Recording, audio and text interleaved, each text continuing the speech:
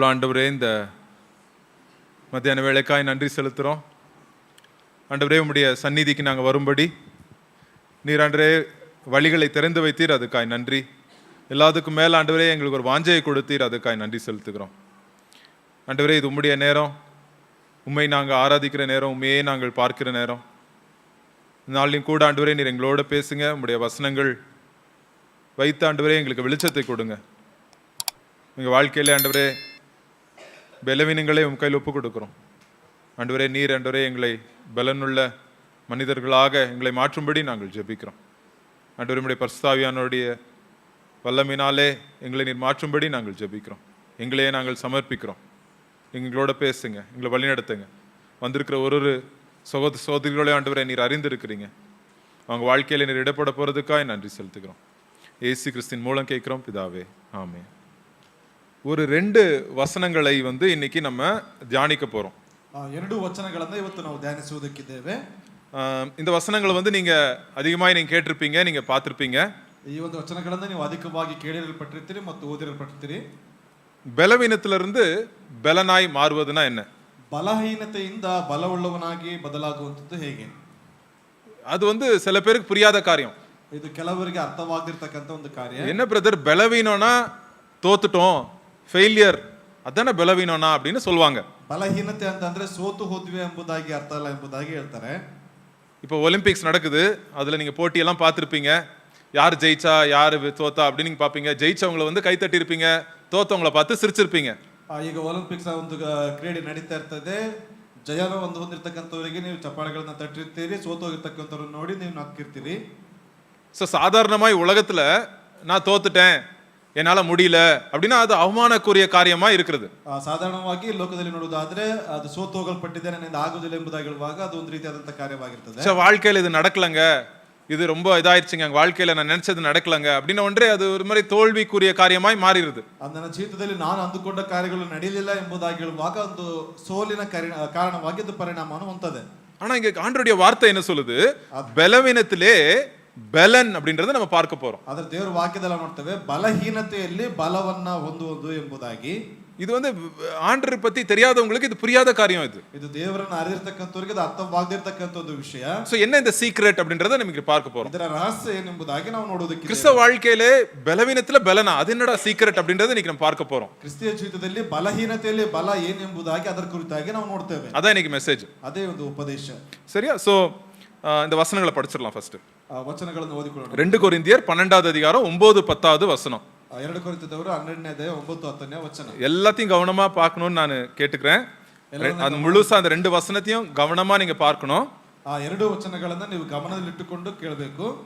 சில பகுதிகளை மாத்திரம் பார்க்காதீங்க, முழு வசனத்தை 9 10 ரெண்டையும் கவனமா பாருங்க. ಕೆಲವು ವಾಕ್ಯಗಳನ್ನು ಮಾತ್ರ ನೋಡದೆ ಸಂಪೂರ್ಣವಾಗಿ ಒಂದು ಕಾರ್ಯಗಳನ್ನು ನೋಡಿ ವಾಕ್ಯಗಳನ್ನು தமிழ்லயும் கன்னடாலயும் படிப்போம். அதற்கு அவர், என் கிருபை உனக்கு போதும், பலவீனத்திலே என் பலன் பூரணமாய் விளங்கும் என்றார். ஆகையால் கிறிஸ்துவின் வல்லமை என்மேல் தங்கும்படி என் பலவீனங்களை குறித்து நான் மிகவும் சந்தோஷமாய் மேன்மை பாராட்டுவேன். அந்தபடி நான் பலவீனமாய் இருக்கும் போதே பலமுள்ளவனாய் இருக்கிறேன். ஆகையால் கிறிஸ்துவின் நிமித்தம் எனக்கு வரும் பலவீனங்களிலும் நிந்தைகளிலும் நெருக்கங்களிலும் துன்பங்களிலும் இடுக்கண்களிலும் நான் பிரியப்படுகிறேன். ನನ್ನ ಕೃಪೆಯೇ ನಿನಗೆ ಸಾಕು, ಬಲಹೀನತೆಯಲ್ಲಿಯೇ ಬಲವು ಪೂರ್ಣ ಸಾಧಕವಾಗುತ್ತದೆ ಎಂದು ನನಗೆ ಹೇಳಿದ್ದಾನೆ. ಈಗಿರಲಾಗಿ ಕ್ರಿಸ್ತನ ಬಲವು ನನ್ನಲ್ಲಿ ನೆಲೆಸಿಕೊಂಡಿರಬೇಕೆಂದು ನನಗುಂಟಾಗುವ ನಿರ್ಬಲಾವಸ್ಥೆಗಳ ವಿಷಯದಲ್ಲಿಯೇ ಬಹು ಸಂತೋಷವಾಗಿ ಹೆಚ್ಚಳ ಪಡುವೆನು. ಆದುದರಿಂದ ಕ್ರಿಸ್ತನ ನಿಮಿತ್ತ ನನಗೆ ನಿರ್ಬಲಾವಸ್ಥೆಯು, ತಿರಸ್ಕಾರವು, ಕೊರತೆಯು, ಹಿಂಸೆಯು, ಇಕ್ಕಟ್ಟು ಸಂಭವಿಸಿದಾಗ ಸಂತುಷ್ಟನಾಗಿದ್ದೇನೆ. ನಾನು ಯಾವಾಗ ನಿರ್ಬಲನಾಗಿದ್ದೇನೋ ಆವಾಗಲೇ ಬಲವುಳ್ಳವನಾಗಿದ್ದೇನೆ. ஆமென். சோ எதுக்கு அப்போஸ்தலர் பவுல் இப்படி சொல்றாரு? ಯಾಕೆ ಅಪೊಸ್ತಲ ಪೌಲನು ಈ ರೀತಿಯಾಗಿ ಹೇಳ್ತಾ ಇದ್ದಾರೆ? ஏன்னா அந்த 10வது அதிகாரம் 11 12 13 வீட்டுக்கு போய் நீங்க 4 அதிகாரத்தையும் படிங்க. 10 11 12 13 படிக்கும்போது சில காரியங்கள் நடக்குது. அதனால இந்த 2 வசனங்களை மெய்யமாய் அவர் சொல்றாரு. ಅಲ್ಲಿ ನೀವು ಮನೆಗೆ ಹೋಗಿ 10 11 12 13ನೇ ಅಧ್ಯಾಯವನ್ನು ನೀವು ಹೋಗಿ ನೋಡ್ರಿ. ಅಲ್ಲಿ ಕೆಲವು ಕಾರ್ಯಗಳು ನಡೀತಾ ಇರ್ತಕ್ಕಂಥ ಕಾರಣದಿಂದಾಗಿ ಒಂದು ಕಾರ್ಯಗಳನ್ನು ಹೇಳ್ತಾ ಇದ್ದಾನೆ. அப்போஸ்தலர் பவுல் எல்லாருக்கும் தெரியும், இயேசு கிறிஸ்துவுக்காக பயங்கரமா பாடுபட்டவர், ஒரு அருமையான ஊழியக்காரன்னு உங்களுக்கு எல்லாருக்கும் தெரியும். ನಮ್ಮೆಲ್ಲರಿಗೂ ಗೊತ್ತಿರತಕ್ಕಂಥದ್ದು ಅಪೊಸ್ತಲನಾದ ಪೌಲನು ಕ್ರಿಸ್ತನಿಗಾಗಿ ಅನೇಕ ಪಾಡುಗಳನ್ನ ಅದ್ಭುತವಾಗಿ ಸೇವೆಗಳನ್ನು ಮಾಡಿರ್ತಕ್ಕಂಥವನು ಎಂಬುದಾಗಿ. அவர் பட்ட பாட்டுல நாமெல்லாம் 1% நான் பட்டிருக்க மாட்டேன். ಅವರು ಅನುಭವಿಸಿರ್ತಕ್ಕಂಥ ಕಷ್ಟಗಳಲ್ಲಿ ನಾವಾದರೂ 1% ಕೂಡ ನಾವು ಅನುಭವಿಸಿರುವುದಿಲ್ಲ. அந்த பாடுகளை குறித்து நம்ம பார்ப்போம். ಆ ಒಂದು ಕಷ್ಟಗಳ ಕುರಿತಾಗಿ ನಾವು ನೋಡೋಣ. அதுக்கு முன்னாடி அவரை சில பேர் அசிங்கமா பேசுறாங்க. ಅವರ ಕುರಿತಾಗಿ ಕೆಲವರು ಅಸಹ್ಯಕರವಾಗಿ ಮಾತನಾಡ್ತಾರೆ. அப்போஸ்தலர் புத்தகத்துல நீங்க பார்க்கும்போது என்ன நடக்கும்னா, ಅಪೊಸ್ತಲರ ಕೃತ್ಯಗಳಲ್ಲಿ ನೀವು ಗಮನಿಸುವುದಾದ್ರೆ ಏನಂತದೆ, ஒரு இடத்துக்கு போவார் அப்போஸ்தலர் பவுல். ಒಂದು ಸ್ಥಳಕ್ಕೆ ಹೋಗ್ತಾ ಇದ್ದಾರೆ ಅಪೊಸ್ತಲರು. அங்க போய் ஆண்டவரை பத்தி, இயேசுவை பத்தி அந்த ஜனங்களுக்கு சொல்வாரு. ஆண்டவருடைய வசனத்தை சில பேர் நம்புவாங்க. ಆ ಒಂದು ಸ್ಥಳಕ್ಕೆ ಹೋಗ್ತಾ ಇದ್ದಾರೆ, ದೇವರ ವಾಕ್ಯಗಳನ್ನು ಹೇಳ್ತಾ ಇದ್ದಾರೆ, ಕೆಲವರು ಆ ಒಂದು ವಚನಗಳನ್ನು ನಂಬುತ್ತಾ ಇದ್ದಾರೆ. நம்மன உடனே எல்லாரும் ஐயோ போதகரே அப்படின்னு அவர் ஆண்டவரை பத்தி நீங்க சொல்லியிருக்கிறீங்க அப்படின்னு அவருக்கு ரொம்ப மரியாதை கொடுப்பாங்க. ನೀವು ಬೋಧಕರೇ, ನೀವು ದೇವರ ಕುರಿತಾಗಿ ತಿಳಿಸಲ್ಪಟ್ಟಿದ್ದೀರಿ ಎಂಬುದಾಗಿ ಅವರಿಗೆ ತುಂಬಾ ಮರ್ಯಾದೆಯನ್ನ ತೋರ್ತಾ ಇದ್ದಾರೆ. ஒரு 2 நாள் ஆகுங்க, 2 ದಿವಸ ಆಗ್ತದೆ. பின்னாடி இன்னொரு கேங் வரும். ಹಿಂದಿನಿಂದ ಇನ್ನೊಂದು ಗುಂಪು ಬರ್ತಾ ಇದೆ. அவங்க சொல்லிட்டாங்க, இவன் பொய்க்காரன், இவன் பொய் சொல்றான், இவன் நம்பாதீங்க அப்படின்னு அப்போஸ்தலர் பவுல கீழனமாய் பேசி அவர் அவமானப்படுத்துவாங்க. ಇನ್ನೊಂದು ಗುಂಪು ಬರ್ತಾ ಇದೆ, ಈತನ ಸುಳ್ಳು ಹೇಳುವಂತವನು, ಈತನನ್ನ ನಂಬಲ್ಪಡಬೇಡ್ರಿ ಎಂಬುದಾಗಿ ಅವರನ್ನ ಅಪಹಾಸ್ಯದ ರೀತಿಯಲ್ಲಿ ತೋರಿಸ್ತಾ ಇದ್ದಾರೆ. சோ 2 நாளைக்கு முன்னாடி யாரு போதகரே அப்படின்னு சொன்னாங்களோ, இன்னைக்கு இவர் கல்ல அடிச்சு சாவடிக்கிற நிலைமையில வச்சு தர ரோட்ல அப்படியே இழுத்துட்டே போறாங்க. செத்த பணம் மாதிரி இழுத்துட்டு போறாங்க அப்போஸ்தலர் பவுல. 2 ದಿವಸಗಳ ಹಿಂದೆ ಆತನನ್ನ ಹೊಗಳಲ್ಪಟ್ಟಿರ್ತಕ್ಕಂಥ ಜನಗಳು ಯಾವಾಗ ಒಂದು ವಿಷಯಗಳನ್ನು ತಿಳಿಸಲ್ಪಟ್ಟಿದ್ದಾರೋ ಕಲ್ಲೆಸೆದು ಕೊಲ್ಲುವ ರೀತಿಯಲ್ಲಿ ಅವರನ್ನ ಹೊಡೆದು ರಸ್ತೆಗಳಲ್ಲಿ ಅವರನ್ನು ಎಳೆದುಕೊಂಡು ಬರ್ತಾ ಇದ್ದಾರೆ. ஆனால் இந்த பாடுகள் மத்தியிலும் சந்தோஷமாய் ஊழியத்தை செய்றார் அப்போஸ்தலர் பவுல். ಆದರೂ ಕೂಡ ಈ ಒಂದು ಕಷ್ಟಗಳ ನಡುವೆ ಸಂತೋಷವುಳ್ಳವನಾಗಿ ಸೇವೆಯನ್ನು ಮಾಡ್ತಾ ಇದ್ದಾನೆ. ஒரு நாள் நமக்கு யாராவது நம்மள ஏதாவது சொல்லிட்டா நம்மளால தாங்க முடியறது இல்ல. ಒಂದು ದಿವಸ ಯಾರಾದರೂ ಬಂದು ಏನಾದರೂ ಹೇಳಿದ್ರೆ ನಮ್ಮಿಂದ ಅದನ್ನ ಸಹಿಸಿಕೊಳ್ಳುವುದಕ್ಕಾಗುವುದಿಲ್ಲ. கணவன் ஏதாவது சொல்லிட்டா, மனைவி ஏதாவது சொல்லிட்டா நமக்கு நைட் தூக்கம் வர்றது இல்ல. ಗಂಡ ಅಥವಾ ಹೆಂಡತಿ ಏನಾದರೂ ಹೇಳಿದ್ರೆ ರಾತ್ರಿ ಪೂರ್ತಿ ನಮಗೆ ನಿದ್ರೆ ಬರುವುದಿಲ್ಲ. அது நம்ம சரீரத்தை குறித்து யாராவது குறை சொல்லிட்டா நம்மளால தாங்க முடியறது இல்ல. ಶರೀರದ ಕುರಿತಾಗಿ ಯಾರಾದರೂ ಏನಾದರೂ ಹೇಳಿದ್ರೆ ಅದನ್ನ ನಮ್ಮಿಂದ ಸಹಿಸಿಕೊಳ್ಳುವುದಕ್ಕಾಗುವುದಿಲ್ಲ. எனக்கு தெரியும், நான் ஸ்கூல் படிக்கும்போது, காலேஜ் படிக்கும்போது யாராவது என் மூக்கை பத்தி, என் உடம்பை பத்தி, என் தோலை பத்தி ஏதாவது சொல்லிட்டாங்கன்னா எனக்கு ரொம்ப அப்படியே கோவம் மூக்கு மேல வந்துடும். அப்படியே ನನ್ನ ಶಾಲೆಯ ದಿವಸಗಳಲ್ಲಿ ಅಥವಾ ಕಾಲೇಜಿನ ದಿವಸಗಳಲ್ಲಿ ನನ್ನ ಮುಖ ಅಥವಾ ನನ್ನ ಮೂಗಿನ ಕುರಿತಾಗಿ ಅಥವಾ ನನ್ನ ಒಂದು ಬಲದ ಕುರಿತಾಗಿ ಯಾರಾದರೂ ಏನಾದರೂ ಮಾತನಾಡಿದ್ರೆ ಆ ಮೂಗಿನ ಮೇಲೆ ಒಂದು ತುದಿ ಕೋಪದಲ್ಲಿ ನನಗೆ ಇರ್ತಾ ಇತ್ತು. அவமானப்படுறது பிடிக்காது நம்மளுக்கு. ಅವಮಾನ ಪಡಿಸಿಕೊಳ್ಳುವಂತದ್ದು ಇಷ್ಟವಾಗುವುದಿಲ್ಲ. நிறைய வாட்டி அவமானப்படும் போது என்ன பண்றோம், நம்ம ரிட்டர்ன் ஏதாவது சொல்லிடணும், ரிட்டர்ன் ஏதாவது பதிலுக்கு 2ஆ சொல்லணும் அப்படின்றது நம்மளுக்கு அது மனுஷனுடைய நம்ம மாம்சத்துல இருக்கிற அது ஒரு நம்ம ஜன்ம சுபாவம். ಆ ಮನುಷ್ಯನ ಶಾರೀರಿಕವಾಗಿರ್ತಕ್ಕಂಥ ಒಂದು ಸ್ವಭಾವದಲ್ಲಿ ಏನಂತಂದ್ರೆ ಯಾರಾದ್ರೂ ನಮಗೆ ಅವಮಾನ ಪಡಿಸುವಂತ ರೀತಿಯಲ್ಲಿ ಹೇಳಿದ್ರೆ ಅದಕ್ಕೆ ಹಿಂತಿರುಗಿ ಏನಾದ್ರೂ ಕೊಡಬೇಕು ಅಂತಕ್ಕಂಥದ್ದು ನಮ್ಮದಾಗಿದೆ. ஆனா என்னைக்கு இயேசுவை ஏற்றுக்கொண்டோமோ, ಯಾವಾಗ ಯೇಸು ಕ್ರಿಸ್ತನನ್ನ ಅಂಗೀಕರಿಸಿಕೊಂಡಿದ್ದೇವೆ, ஆண்டவர் நம்மளுடைய ஜன்ம சுபாவத்தை எடுத்து அவருடைய ஆவியின் சுபாவத்தை நம்மளுக்கு கொடுக்க ஆரம்பிக்கிறாரு. ದೇವರು ನಮ್ಮ ಒಂದು ಜನ್ಮ ಸ್ವಭಾವವನ್ನು ತೆಗೆದು ಹಾಕಲ್ಪಟ್ಟವರಾಗಿ ಆತ್ಮಿಕವಾಗಿರ್ತಕ್ಕಂಥ ಸ್ವಭಾವಗಳನ್ನು ಕೊಡ್ತಾ ಇದ್ದಾರೆ. அந்த ಇಯல்புல இருக்கிற அப்போஸ்தலர் பவுல் தான் இப்படி எழுதுறாரு. ಆ ರೀತಿಯಾದಂತಹ ಸ್ವಭಾವದಲ್ಲಿರ್ತಕ್ಕಂಥ ಅಪೊಸ್ತಲನಾದ ಪೌಲನು ಈ ರೀತಿಯಾಗಿ ಬರಿತಾ ಇದ್ದಾರೆ. சோ இன்னைக்கு நம்ம பார்க்க போறோம் பாருங்க. ಅದನ್ನ ಇವತ್ತು ನಾವು ನೋಡೋದಕ್ಕಿದ್ದೇವೆ ನೋಡ್ರಿ. எதுக்கு இந்த 2 வசனத்தை அவர் சொல்றாரு அப்படின்னு சொல்றது, ಯಾಕೆ ಈ 2 ವಚನಗಳನ್ನ ಅವ್ರ ರೀತಿಯಾಗಿ ಹೇಳ್ತಾ ಇದ್ದಾರೆ ಅಂತಂದು, ஏன்னா அவமானப்படுத்துறாங்க அவரை. ಯಾಕೆಂದ್ರೆ ಅವ್ರನ್ನ ಅವಮಾನ ಪಡಿಸ್ತಾ ಇದ್ದಾರೆ. எதை குறித்து அவமானப்படுத்துறாங்க, ಯಾವುದರ ಕುರಿತಾಗಿ ಅವಮಾನ ಪಡಿಸ್ತಾ ಇದ್ದಾರೆ. பயங்கர படிச்சவர், படிச்சவர். இப்போ இந்த நாள்ல இந்தியாவிலேயே பெரிய காலேஜ் ஐஐடி ஐஐஎம்ல படிச்சுட்டு இங்க ஒருத்தர் வராரு. வந்தவொடனே அவர் அசிங்கமான அவமானப்படுத்துறேன்னா அவருக்கு எப்படி இருக்கும்?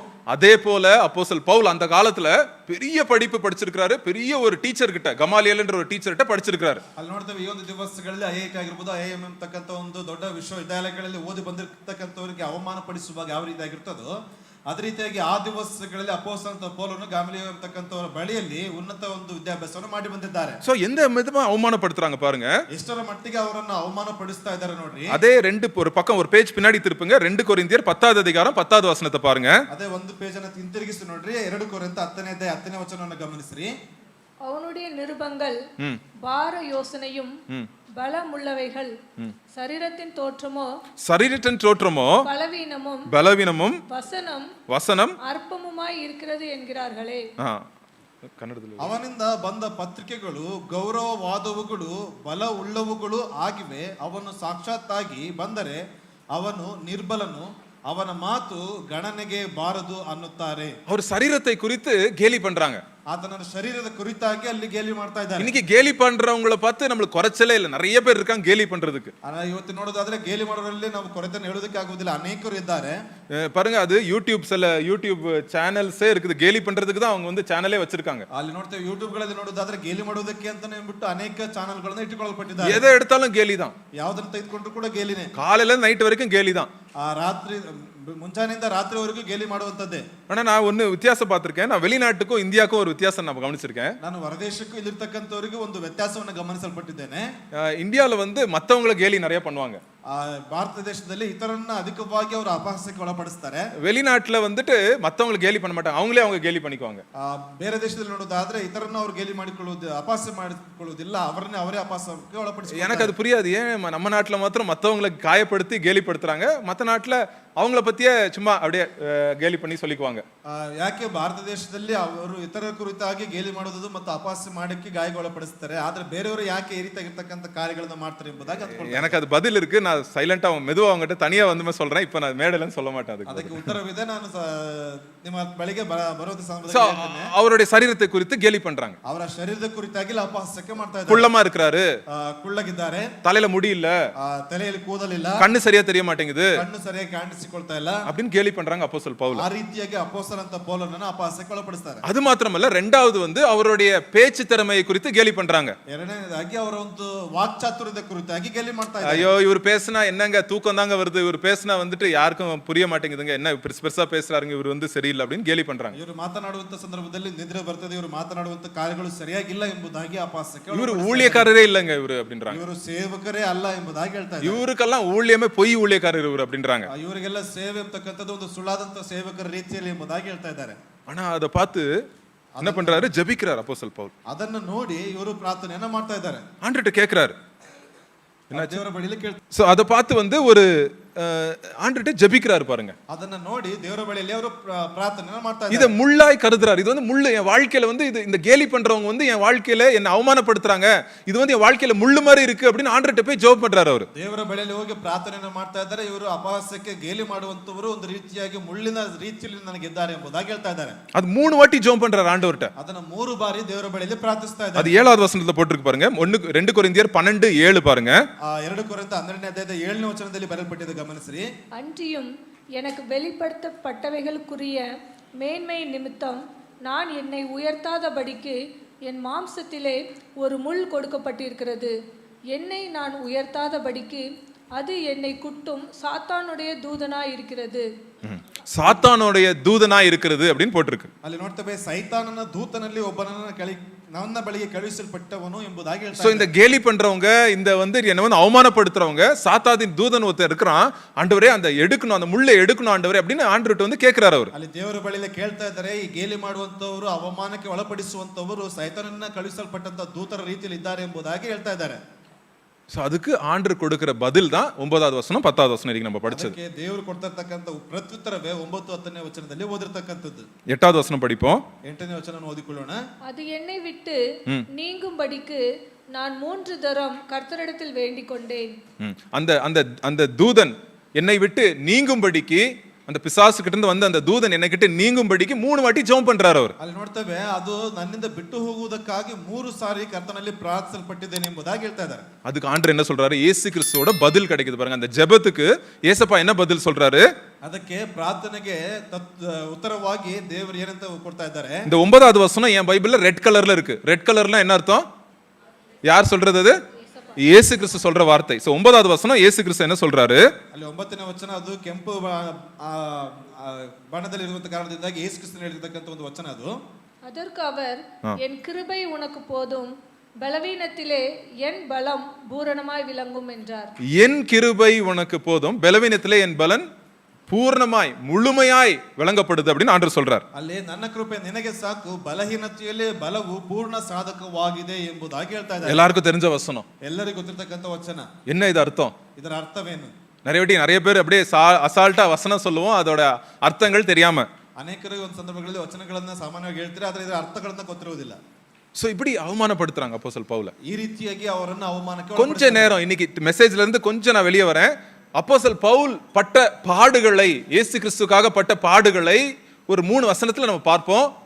நான் சொன்னேன்ல ஸ்டார்டிங்லே நான் 1% கூட அவர் பட்ட பாடுகளை நான் படல அப்படின்னு சொல்றேன்ல, அதோடைய கருத்தை பார்ப்போம் நம்ம. ಅಲ್ಲಿ ಉಪದೇಶದಿಂದ ಸ್ವಲ್ಪ ಹೊರಗಡೆ ಬರ್ತೇನೆ. ಅಪೊಸ್ತಲನಾದ ಪೌಲನು ಅಲ್ಲಿ ನೋಡ್ತೇವೆ ಪಟ್ಟಿರ್ತಕ್ಕಂಥ ಪ್ರಯಾಸಗಳನ್ನ ಕಷ್ಟಗಳನ್ನ 3 ಕಷ್ಟಗಳನ್ನ ನಾನು ಹೇಳಲ್ಪಟ್ಟಿದ್ದೇನೆ. ಇವಾಗ ಅದರ ಕುರಿತಾಗಿ ತಿಳಿಸ್ತಾರೆ. ஒரு 5 வசனம் இருக்கு, எல்லாம் கவனமா பாருங்க. முந்தின அதிகாரம் 2 கொரிந்தியர் 11வது அதிகாரம் 24 இருந்து 28. 2 ಕೊರಿಂಥಿಗಳು 11ನೇ ಅಧ್ಯಾಯ 24ರಿಂದ 28.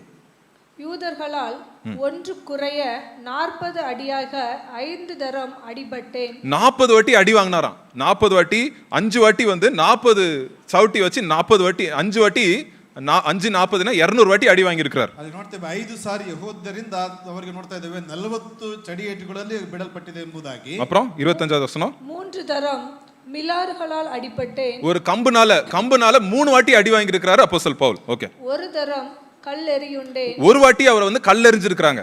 3 தரம் கப்பல் சேதத்தில் இருந்தேன். 3 வாட்டி கப்பல் வந்து அந்த டைம்ல வந்து ஏரோப்ளேன்லாம் இல்ல, கப்பல் வந்து 3 வாட்டி உடைஞ்சிருச்சு. கடலிலே ஒரு ராப்பகல் முழுவதும் போக்கினேன். ஆழக்கடல்ல ஒரே ஒரு கம்பை பிடிச்சிக்கிட்டு நைட்டும் பகலும் கம்பையே பிடிச்சிட்டு மெதந்துட்டு வந்துட்டு இருந்தார் ஒரு வாட்டி. அநேக தரம் பிரயாணம் பண்ணினேன். ஆறுகளால் வந்த மோசங்களிலும், ஆறுகளினாலே மோசங்கள், கல்லரால் வந்த மோசங்களிலும், கல்லர்கள் திருடர்களால் வந்த மோசங்கள், என் சுய ஜனங்களால் வந்த மோசங்கள், தன்னை சொந்த ஜனங்க கிட்ட இருக்கிற ஜனங்கிட்ட இருந்து வந்த மோசங்கள், அந்நிய ஜனங்களால் வந்த மோசங்கள், தூர இருக்கிற அந்நிய ஜனங்கிட்ட இருந்து மோசங்கள், பட்டணங்களில் உண்டான மோசங்களிலும், பட்டணத்துல இருக்கும் போதும் டேஞ்சர், வனாந்தரத்தில் உண்டான மோசங்களிலும், வனாந்தரத்தில் இருக்கிறது மோசங்கள், சமுத்திரத்தில் உண்டான மோசங்களிலும், சமுத்திரத்தில் இருக்கிற மோசங்கள், கள்ள சகோதரரிடத்தில் உண்டான மோசங்கள், கள்ள சகோதரர்கள்ட்ட இருந்து வந்து எனக்கு டேஞ்சர், பிரயாசத்திலும் வருத்தத்திலும் அநேக முறை கண் விழிப்புகளிலும், நைட் எல்லாம் தூங்காம இருந்தேன், நிறைய நைட்டு பசியிலும் தாகத்திலும் அநேக முறை உபவாசத்திலும் குளிர்ல நிர்வாணத்திலும் இருந்தேன். ட்ரெஸ் இல்லாம இருந்தேன்.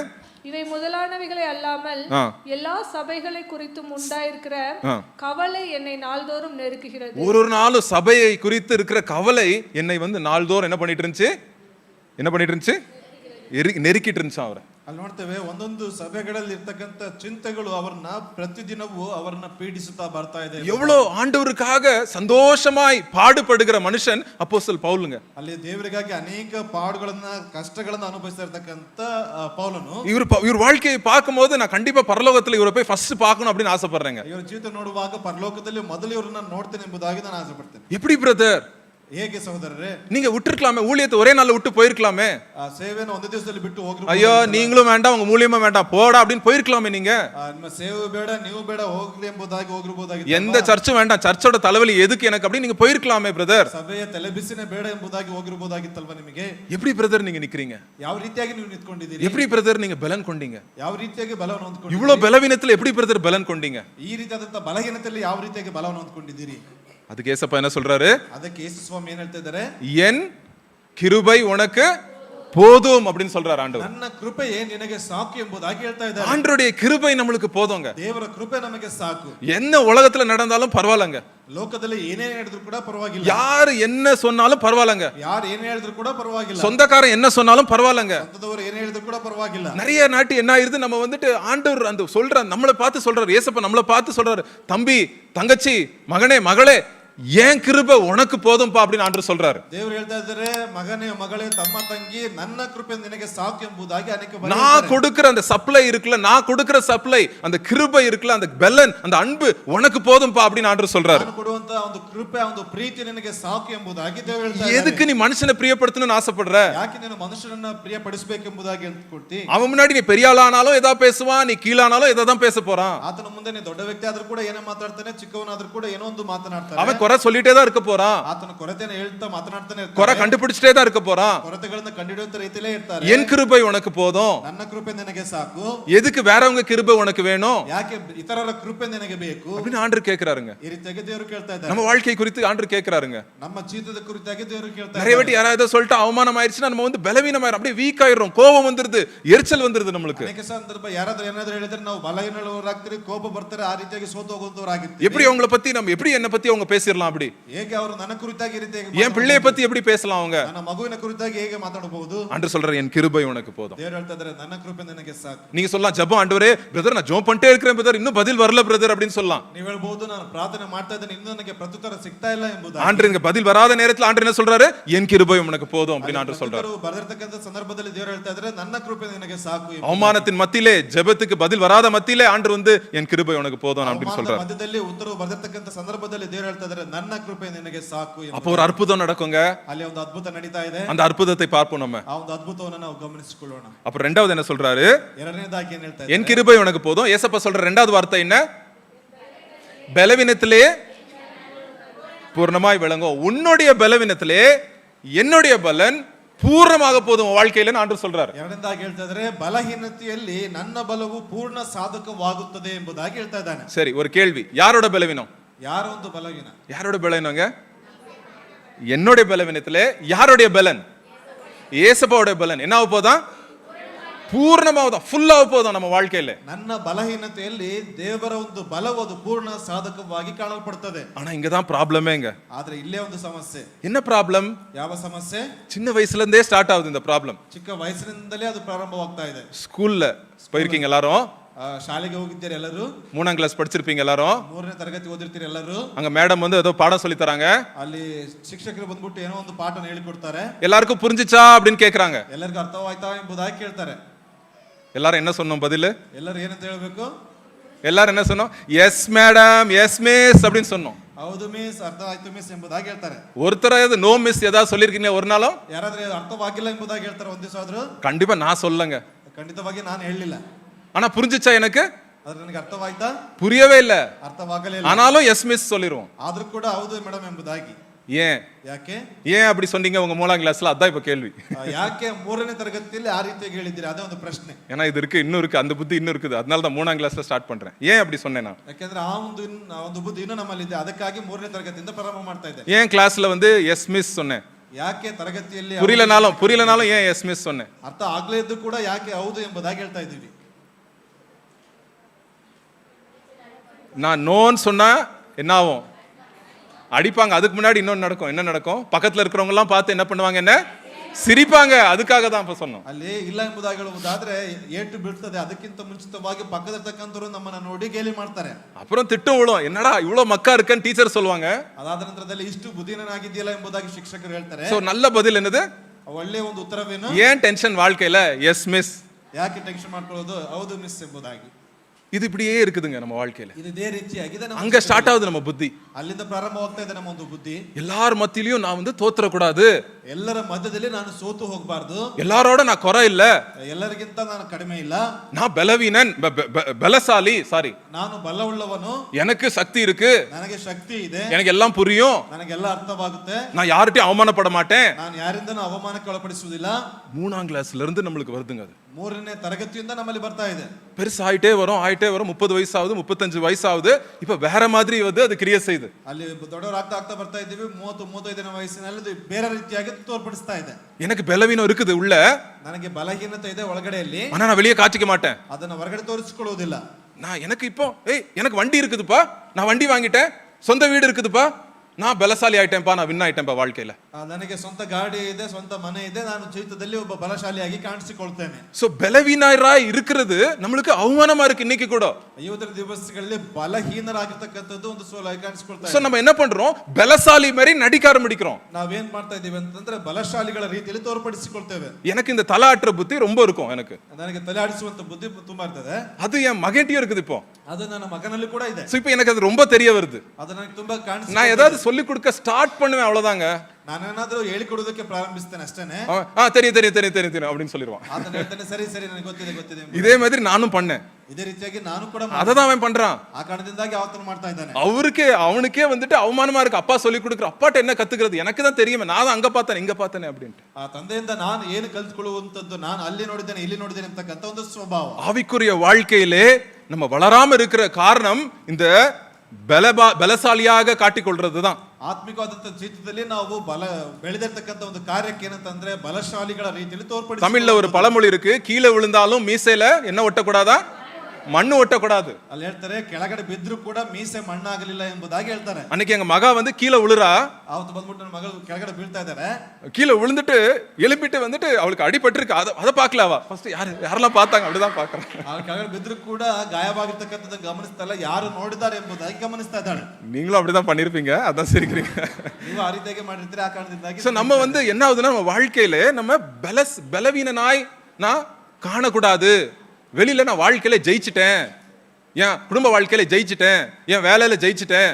அதை வந்து என்ன பண்றோம், பணத்தை வைத்து பொருளை வைத்து பெயரை வைத்து என்ன பண்றோம், நம்ம உள்ள இருக்கிற பலவீனத்தை என்ன பண்றோம், கவர் பண்ண பாக்குறோங்க. ಅಲ್ಲಿ ನಮ್ಮ ಜೀವಿತದಲ್ಲಿ ನಾನು ಬಲಹೀನನಲ್ಲ, ನಾನು ಬಲವುಳ್ಳವನಾಗಿದ್ದೇನೆಂಬುದಾಗಿ ತೋರ್ಪಡಿಸುವಂತ ರೀತಿಯಲ್ಲಿ ಹಣದಿಂದಾಗಿ ಹೊಗಳಿಕೆಯಿಂದಾಗಿ ಅಂತಸ್ತುಗಳ ಮೂಲಕವಾಗಿ ಅದನ್ನ மறைமாற்றுவதற்கு பிரயತ್ನಿಸ್ತಾರೆ. ஆனா ஒரு நாள் ஆண்டவர் நம்ம வாழ்க்கையிலே வரார். ஆದ್ರೆ ಒಂದು ದಿವಸ ದೇವರು ನಮ್ಮ ಜೊತೆ இயேசு கிறிஸ்து சொல்றார் வித்தியாசமா, உலகத்துக்கு ஏற்ற இவர்கள் எல்லாம் நம்ம உலகத்திலிருந்து எடுக்கப்பட்டவர்கள். நம்ம ಅಲ್ಲಿ ನೋಡ್ತೇವೆ, ನಾವು ಲೋಕದಿರ್ತಕ್ಕಂಥವ್ರಲ್ಲ, ಲೋಕದಿಂದ ಪ್ರತ್ಯೇಕಿಸಲ್ಪಟ್ಟಿರ್ತಕ್ಕಂಥವ್ರು ನಾವುಗಳು. இயேசு கிறிஸ்து ஒரு வாட்டி பிலாத்து முன்னாடி சொல்ற, என் ராஜ்யம் உலகத்துக்கு சேர்ந்ததல்ல அப்படின்னு ஆண்டவர் சொல்வார். ಅಲ್ಲಿ ಪಿಲಾತನ ಬಳಿಯಲ್ಲಿ ದೇವರು ಹೇಳ್ತಾ ಇದ್ದಾರೆ, ಈ ಲೋಕವು ಈ ಲೌಕಿಕವಾಗಿರ್ತಕ್ಕಂಥದ್ದಲ್ಲ ಎಂಬುದಾಗಿ. என்னுடைய வேலைக்காரர்களும் வந்து இந்த உலகத்துக்கு சேர்ந்தவங்க அல்ல அப்படின்னு ஆண்டவர் சொல்வார். ನನ್ನ ಕೆಲಸದವರು ಲೌಕಿಕವಾಗಿರ್ತಕ್ಕಂಥವ್ರು, அவங்க சண்டை போட மாட்டாங்க ஐயா, ಅವರು ಜಗಳವಾಡುವುದಿಲ್ಲ. நீ என்ன அரெஸ்ட் பண்ணிருக்கிற, அதுக்காக போய் என் வேலைக்காரங்க சண்டை போட மாட்டாங்க ஐயா அப்படின்னு ஏசப்பா சொல்றாரு. ನೀನು ನನ್ನ ಸೆರೆಮನೆಗೆ ಹಾಕಿಸಿದೆ, ಆ ಕಾರಣದಿಂದಾಗಿ ನನ್ನ ಸೇವಕರುಗಳಲ್ಲಿ ಜಗಳಗಳನ್ನು ಮಾಡುವುದಿಲ್ಲ.